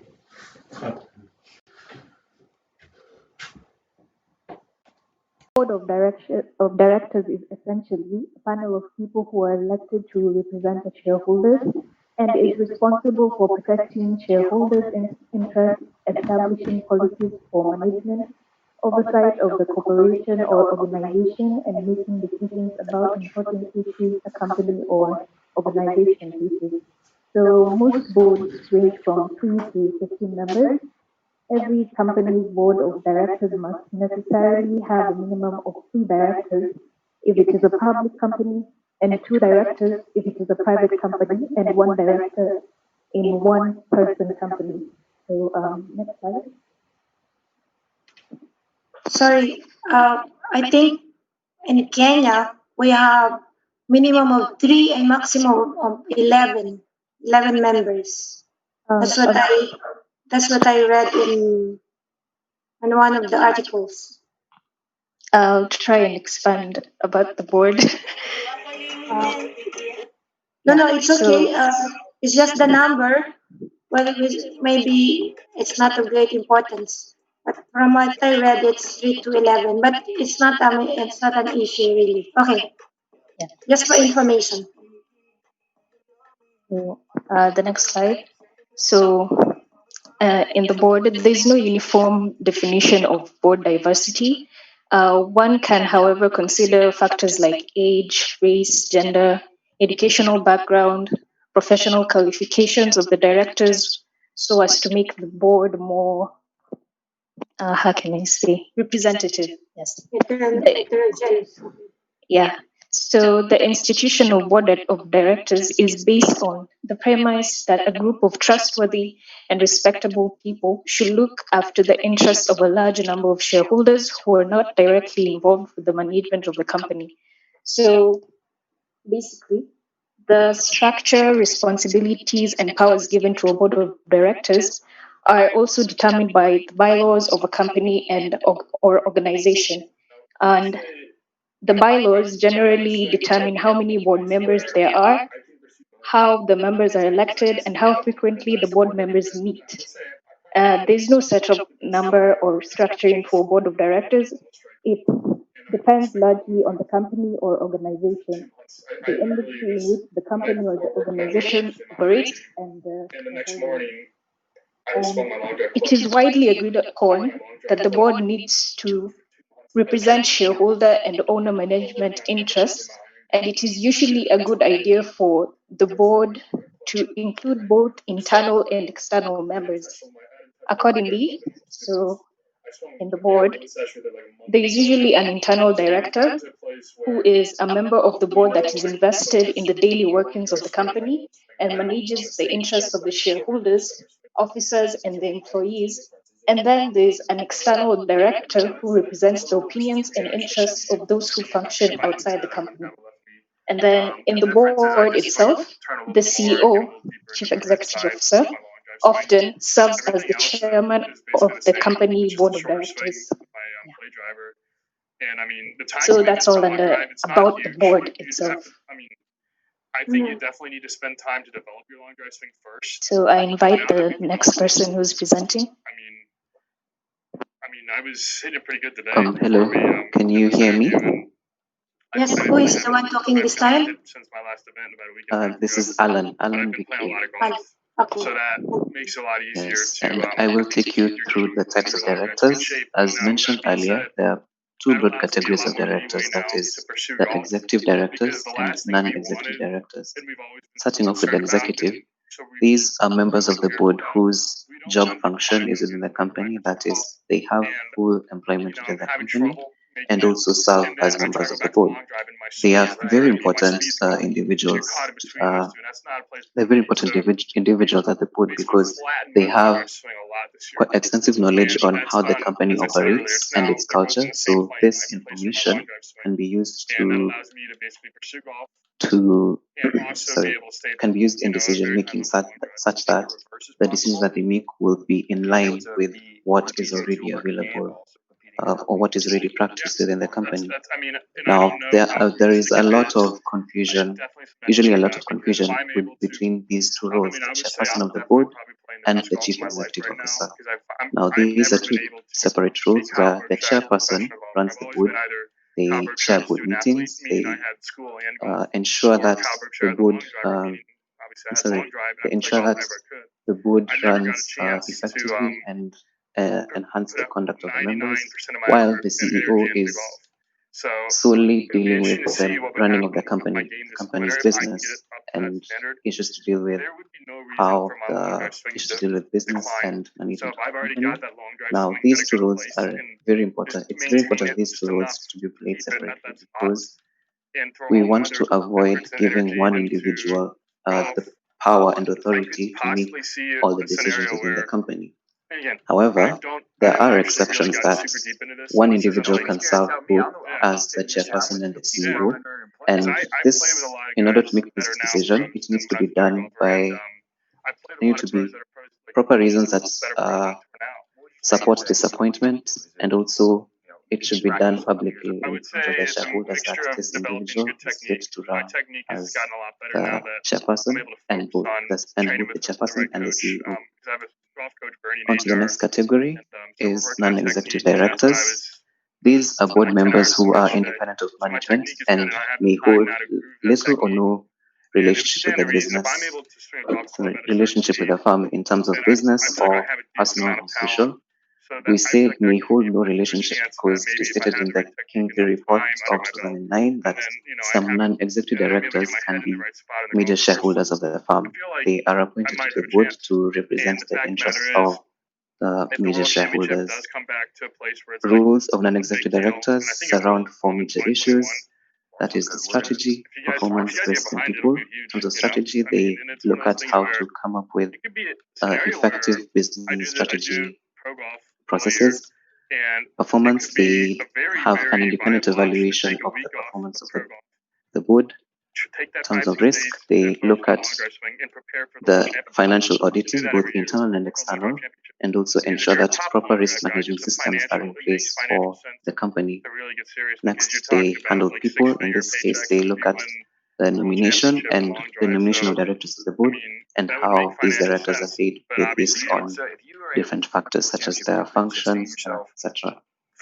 Our recommendation is that a third of the board should comprise of non-executive directors. That is, if you have 9 directors within your board, at least 3 of them should be non-executive directors to enhance the heterogeneity of the board.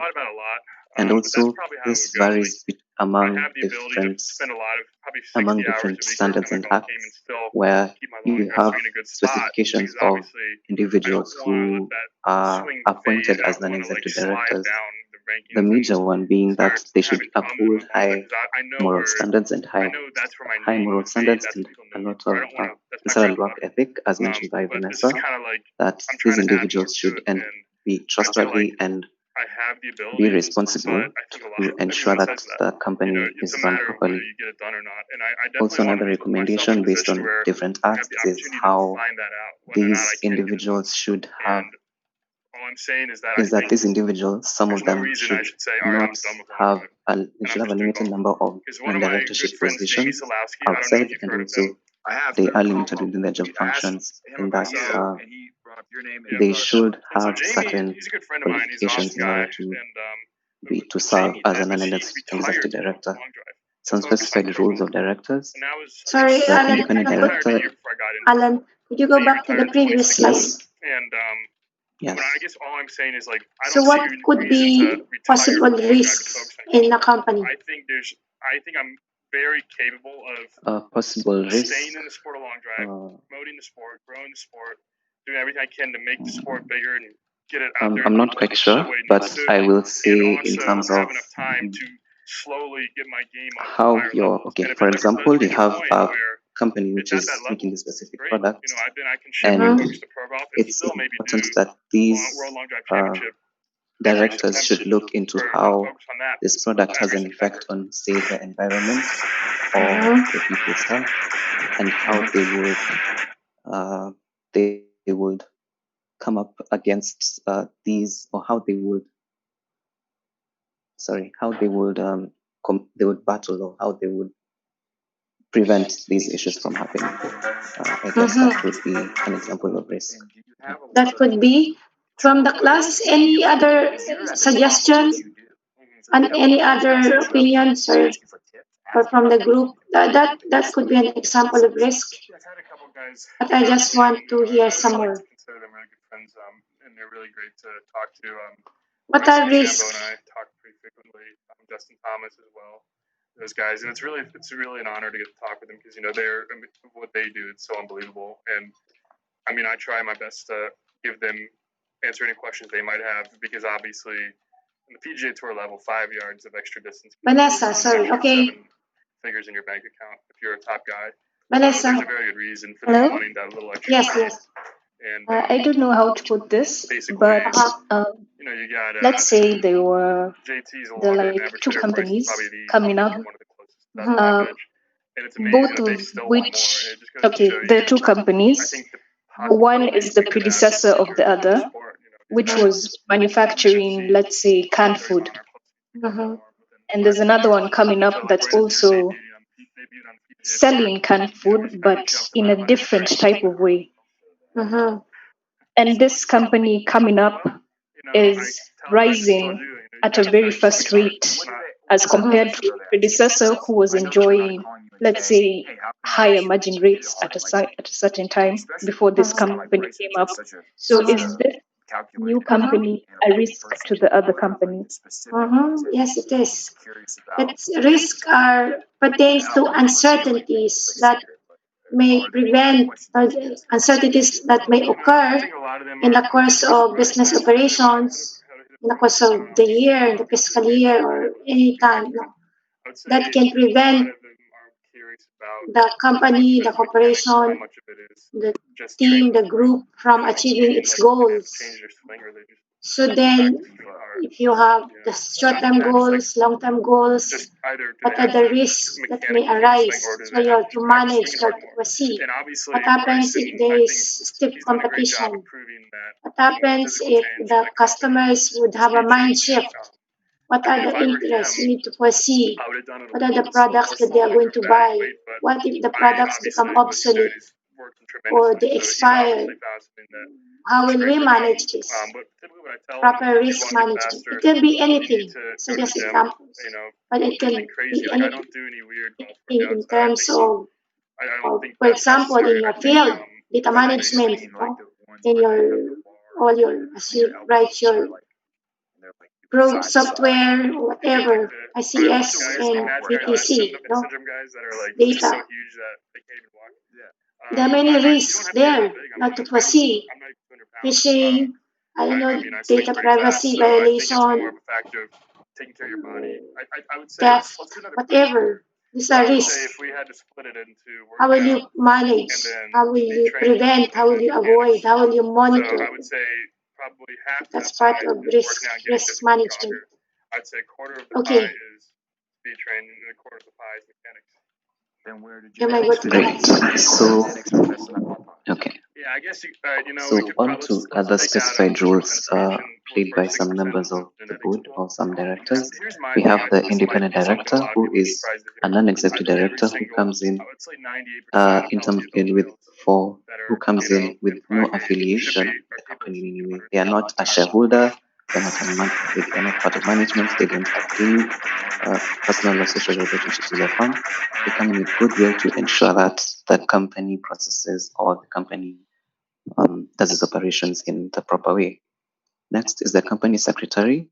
This individual can be or not be a director, but they are very important in that they ensure that the operations and decisions made by the board comply with the code of best practice or the standards that have been set. Next is the alternate director. This is a director who is appointed to exercise some or all of the roles that of a specific director within a certain period. Say a director has gone on leave and they are given the task to do some or to handle some of their tasks. Next is the managing director. As said earlier, we had that an exception of an individual who plays both roles of management and running the board. Now, this is an example. We have the MD, who is an executive director sitting on the board, but also manages the organization on a day-to-day basis. They come after that chairperson, and you can see this individual or this position in large proprietary and listed companies. In Kenya, some companies which have MDs are like Kenya Power or Mumias Sugar, those are the two that come to mind. And lastly, we have a shadow director. This is an individual who is not formally appointed as director, but they have a great influence or control over the board based on some factors. Say they have a history with the company or they had previous affiliations. Yes, that's it for the types of directors. Okay. Thank you. Pulled the balloon from a coworker's office into mine. I had conquered the most terrifying Wale moment will of my take us life. through the Instead of board feeling committee. accomplished, I felt absolutely moronic. I never told any of my coworkers. Hello, good afternoon. Can you hear I me? got trolled by a balloon. Edit grammar. Yes. I hope the others can hear you. In a seedy part of Nashville in a crappy little dive apartment. My room was the last door Thank on the you. left, Thank you, and my Rahula. roommate's room was just before mine. So I will be taking us through the board of committees. My room door was also open. So in most companies, besides the already structured boards, we have committees that are created, that are formed from comprising of already existing board members. So these committees are appointed by the board to focus on specific areas, and all decisions and recommendations for a committee are placed before the board for approval. So the purposes of these committees could range from some of the examples here. There's an audit committee, could be shareholders, a risk committee, with the main purpose of ensuring, should I say, proper utilization of each and every board member in regards to areas or fields of their strength. So, as I mentioned before, some examples of committees, you can take a look at them. There's the ethics committee, nomination committee, corporate compliance committee, corporate governance committee. Next slide. Sorry, Ola. What does audit committee do? It does auditing. Okay. The audit committee would comprise of board members who would oversee maybe financial or reporting details, or those kind of things, I think. Yeah, it's good to be able to explain what each of these committees does, what's the role. Audit committees, they are responsible for complying with regulations, external and government regulations, and financial matters. Okay. Yeah. As we approached, Andrew, our driver, roused me by sharply demanding that I get out the window. So, like I mentioned earlier, committees will now allow the board to handle a larger number of issues and be more efficient as they're handling these issues, considering the fact that they have everyone focus, or the experts focus on specific areas, basically areas of their expertise. They also develop subject-specific expertise related to the previous committees I mentioned, and they enhance the objectivity and independence of the board's judgment, meaning each and every different committee can operate on its own independently, while still managing to perform the main functions that are expected of them in the board. So, reasons for increased use of these committees is to allow for sharing of responsibilities. This, as mentioned earlier, if you have different experts working in areas of expertise, you're able to cover more and do more as a team. The more members become involved, as everyone is sort of expected to channel or participate in the different committees that they may be part of. Specialized skills of members can be used to the best advantages. That one is self-explanatory. And so inexperienced members can gain confidence while serving on matters. So members with less experience would feel more comfortable and are also given the opportunity to grow while working with a smaller and more focused group. I tell my wife to let me know when she's done with her bath and I'll come tuck her in. Instead of watching television, I mess around with the kiddo and chat with my mom, which causes me to lose track of time. Almost an hour goes by and I realize that my wife never came to get tucked in. I pass the time off to mom and head to the bedroom to see if she went to bed. Hello. When I get into the bedroom, all the lights are on and the bed is made. So compensation. As expected, directors do need to be compensated. So I give a small knock and ask if I can come in. After a few moments with no reply, compensation of directors by the company. There are quite a number of ways compensation can happen. Director's salary, which of course is determined by the committee that actually appoints them. And as expected, varies depending on the corporation. One of the conditions committees may use to actually determine the salary would be the years of experience a director may have had in a similar company within the same industry, or this is mostly just based on some data found on how committees decide who is best for director position. Stock options, which is basically shares of the company that they are to decide over. This is pretty self-explanatory. So they have given stocks which they are obliged or not obliged to sell or buy as an incentive to their decisions on the board they serve on. So next. And there was the noise. She was most definitely screaming bloody murder as she exploded up out of the tub. My wife had Restricted stock. This is basically a stock option that has rules or restrictions on them. For example, or rather, a very good example may apply to some boards or not. Vesting, which I think most people familiar with the startup ecosystem or venture capital community tends to use with founders is vesting, where you kind of, after a few couple of years, you may gain a certain amount of stock, or rather it's accrued over time based on some condition. That's just an example. Liability insurance, which is, as mentioned earlier, risk in regards to being on that particular board, risk being some of the decisions that are made on the board may result in some unexpected outcomes on the corporation, so you need to be able to at least financially be able to protect yourself. Yes. Legit 4 seconds I was up, grabbed my son and outside, putting on my boxers on So the next right we shall side be of the taken day in my front yard. Just a moment. So stock options are those, I mean, it's the possibility to buy and sell shares of stock of the company at a given time.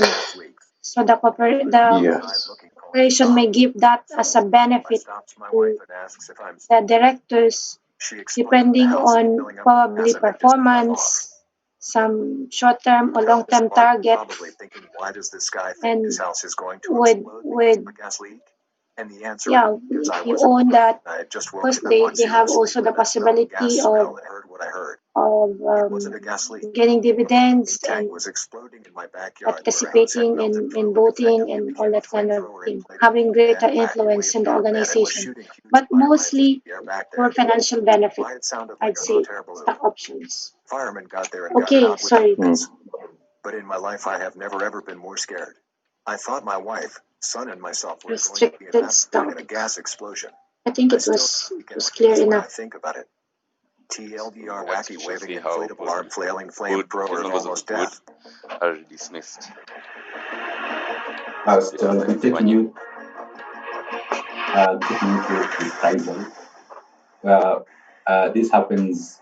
This is possible through nationalize themselves, where they can remove a board member if there is substantiated belief that they're violating their fiduciary duties. They can do this by petitioning the director's dismissal or enacting a class action suit or seeking a injunction. Also, the cases where the board members themselves can dismiss a member if they see fit that they are not meeting their obligations. However, in this case, there are scenarios where there are policies in the company where if a board member is dismissed, they will still be re-elected in the next term. So this they have removed the possibility of this I board told my directors folks it was gone, and my dad and I started driving around and looking for him, going to his old haunts, visiting friends he still had in town. We drive back home after an hour of searching and frantically calling his phone. We pulled into our driveway at the same time. I think you went very fast. Anyway, okay, probably it's because it was not very clear, the sound. I hope the others heard you enough, well enough. PM me. Talk to someone. Do something. Okay, I think it's quite happened 7 years ago, and it hurts just straightforward as this much now one. as it did then. There isn't a single day that passes without thinking of him.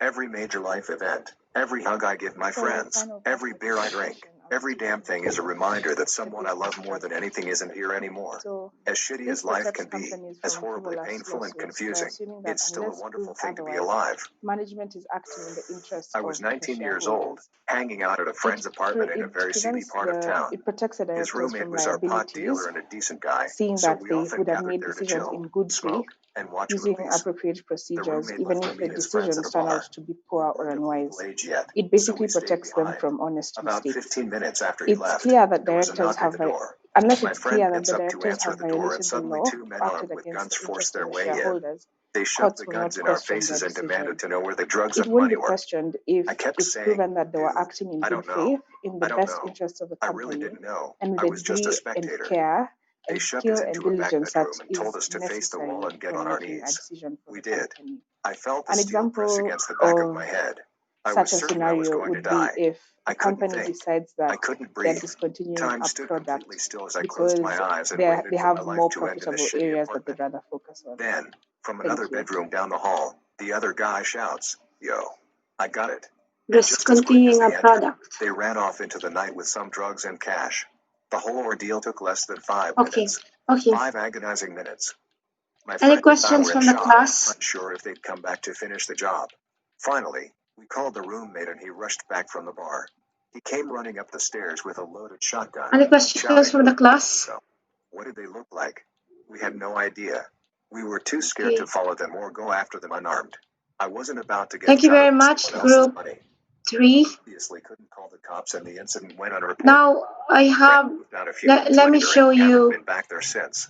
The roommate, last I heard, was locked up in state prison for trafficking. Okay, I want to share what is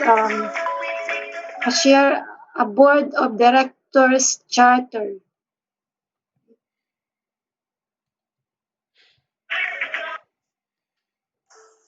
The night my mother's ex-boyfriend tried to kill her, me, and my 2 siblings. And really almost did. He was a very physically powerful type of person, I should say. One Sorry, of those guys who gets locked up a lot and just comes out more buffed out and angrier. Anyway, he had been threatening us for a year. After she dumped him, he said that he would kill her, us, and then save himself for last. My mother went to the police and went into hiding. My grandparents took all 3 of us, the kids, to Michigan and we stayed in an apartment for a few months there. Funnily enough, despite the fact that I was separated from my mother and vaguely understood that we were in mortal danger, these were some of the happiest times of my It's not childhood. appearing I made on some my good screen. friends that summer. Stayed outside all day in the huge parks. Stayed up late Hang watching on. VHS tapes and the occasional new DVD and eating ice cream. For whatever Okay, reason, the let me police just hadn't really delete done anything and about the close threats. this I ones loved Michigan, but was eager to to get back avoid to my real confusion. school and see my mother again. The ex-boyfriend hadn't made any threats in a while, so we all felt like the heat was off. We called his bluff. And we returned just before school started back Okay. up. I don't remember the exact circumstances of how it all happened, but one night, he was at the door. Apparently he and my mother had been talking and over It's not catching. Just hold a second. another adult there. Within a few moments, my mom and her ex are arguing over an appliance. I It don't gets see really it. loud and ugly and they're throwing things and he's punching a hole in the wall. She threatens to call the police and he loses it. He knocks her down and starts choking the life out of her with hands.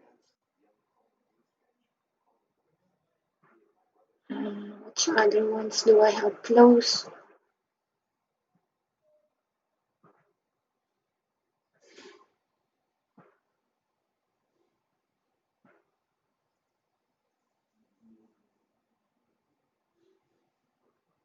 Okay, let's see. Tara. Okay, now there was a question about somebody had requested. I don't know whether that applies to the people, but there was a request about having the class on in like in the morning hours. Would people want?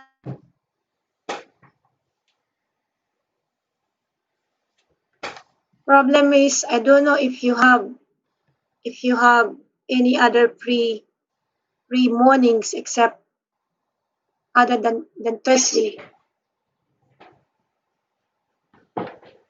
Or you don't mind there was a request about moving the class to morning instead of the class that we have now.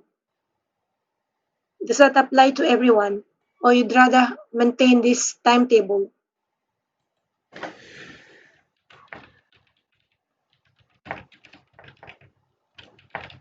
No answer.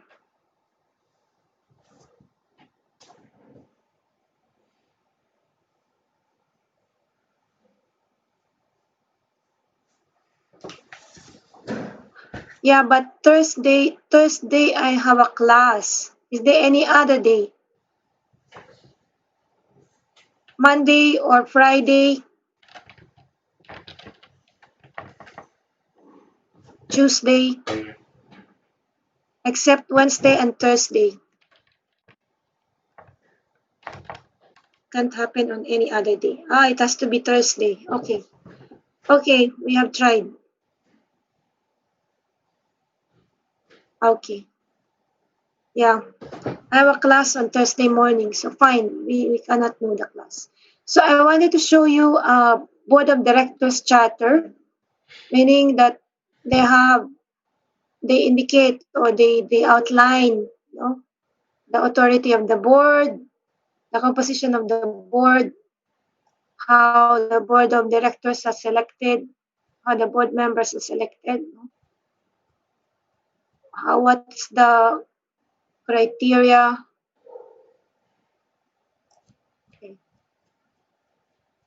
for membership, size of the board composition, period of office. Okay. What are the procedures? The board will generally hold 4 regularly scheduled meetings per year and additional special meetings as necessary. Because every organization, every corporation, every company outlines their own charter for the board, how the board is going to function, how the board is going to operate. What's the role of the chairman of the board? The committees, what will be the committee? For example, for this Samburi Cement, they have executive committee, audit committee, and nomination committee. Each committee will have formal terms of reference which are approved by the board and reviewed as and when necessary. Matters reserved for board decision, board relationship with shareholders, board interaction with media, remuneration, code of conduct, board evaluation. There will be induction program and so that they can understand the company. I think the guys of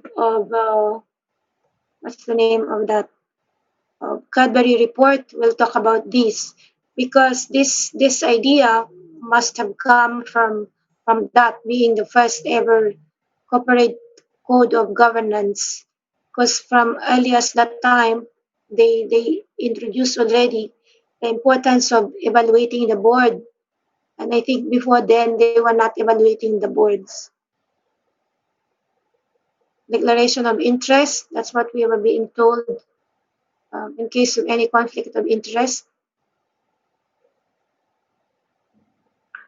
Directors shall at all times observe the legal requirements in respect to the declaration of interest and do everything reasonably possible to avoid a conflict of interest and execution of the duties and responsibilities of the company, as detailed with the article of association. Any possible conflict of interest shall at all times be declared as soon as a director becomes aware of the conflict, and director concerned shall not participate in a discussion or vote on the subject matter in question where he has conflict of interest. Personal loans, they said that the company will not make any personal loans to directors, because that now very problematic. But what happens to what you call that bank that was doing so well, the one that we have in Strathmore? Okay, general considerations, and that's it. Yeah. So I just wanted to show you, that they have very clear instructions, charter of how the board is going to operate, and that applies to most organizations, if not all of them. They indicate the number of the members of the board.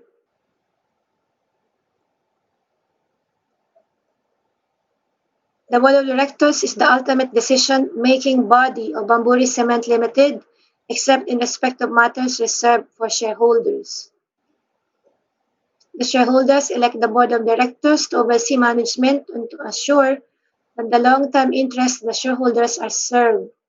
The board is responsible for determining that the company is managed in such a way to ensure long-term financial returns while adhering to the laws of the jurisdictions within which it operates and observing high ethical standards. The laws of jurisdiction, where it operates, the legal laws, Company Act, according to the regulations of CMA, the regulatory bodies.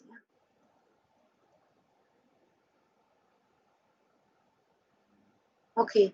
They said that the directors are the power to appoint additional directors to the board and to fill casual vacancies upon the recommendation of the Nomination and Corporate Governance Committee. So that's how they select the board members.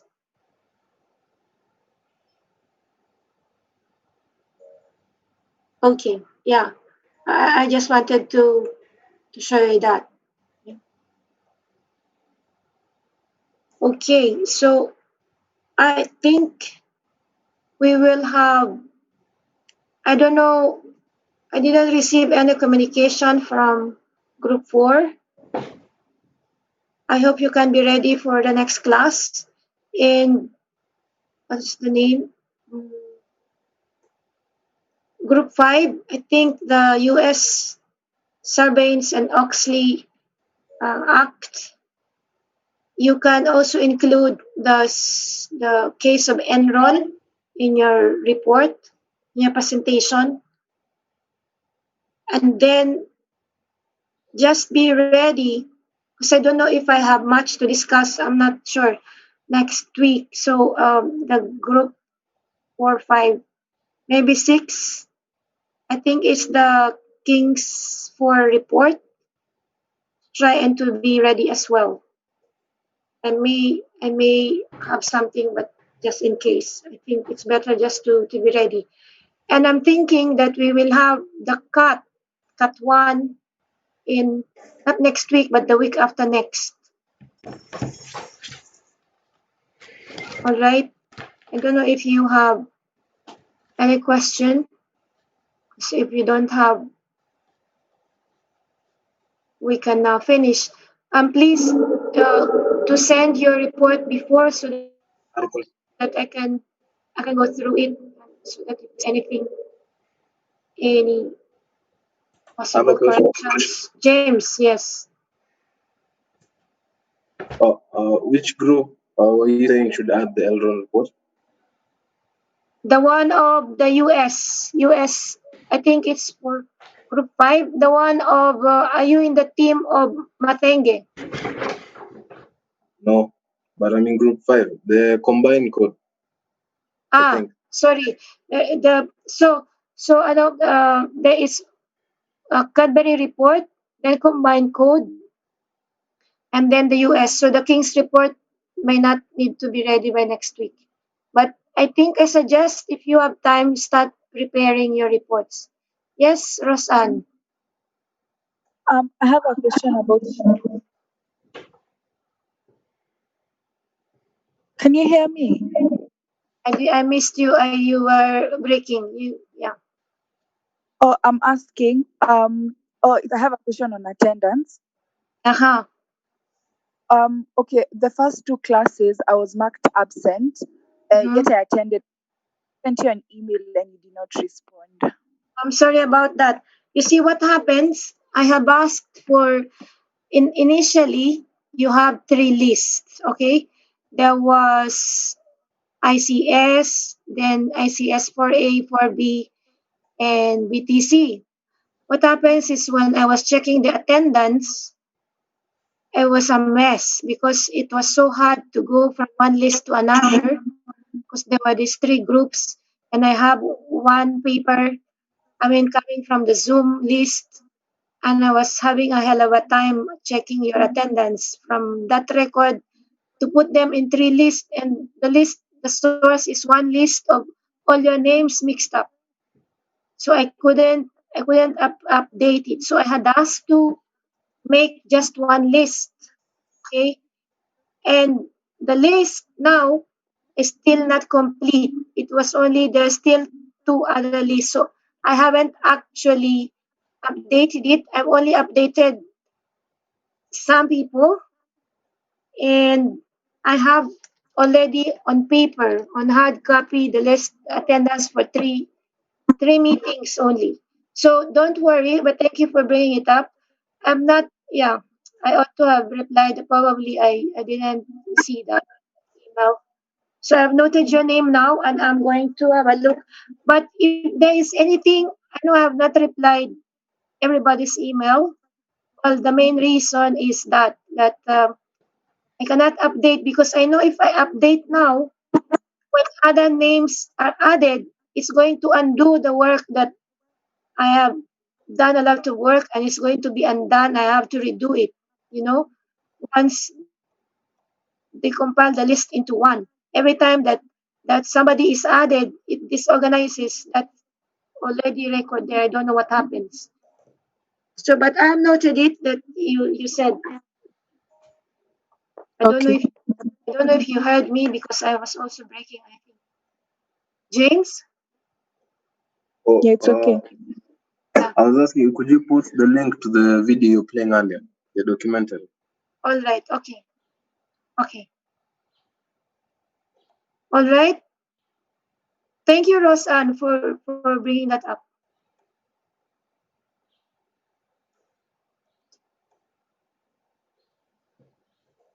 Okay. Otherwise, see you next week. And have a good afternoon, good evening.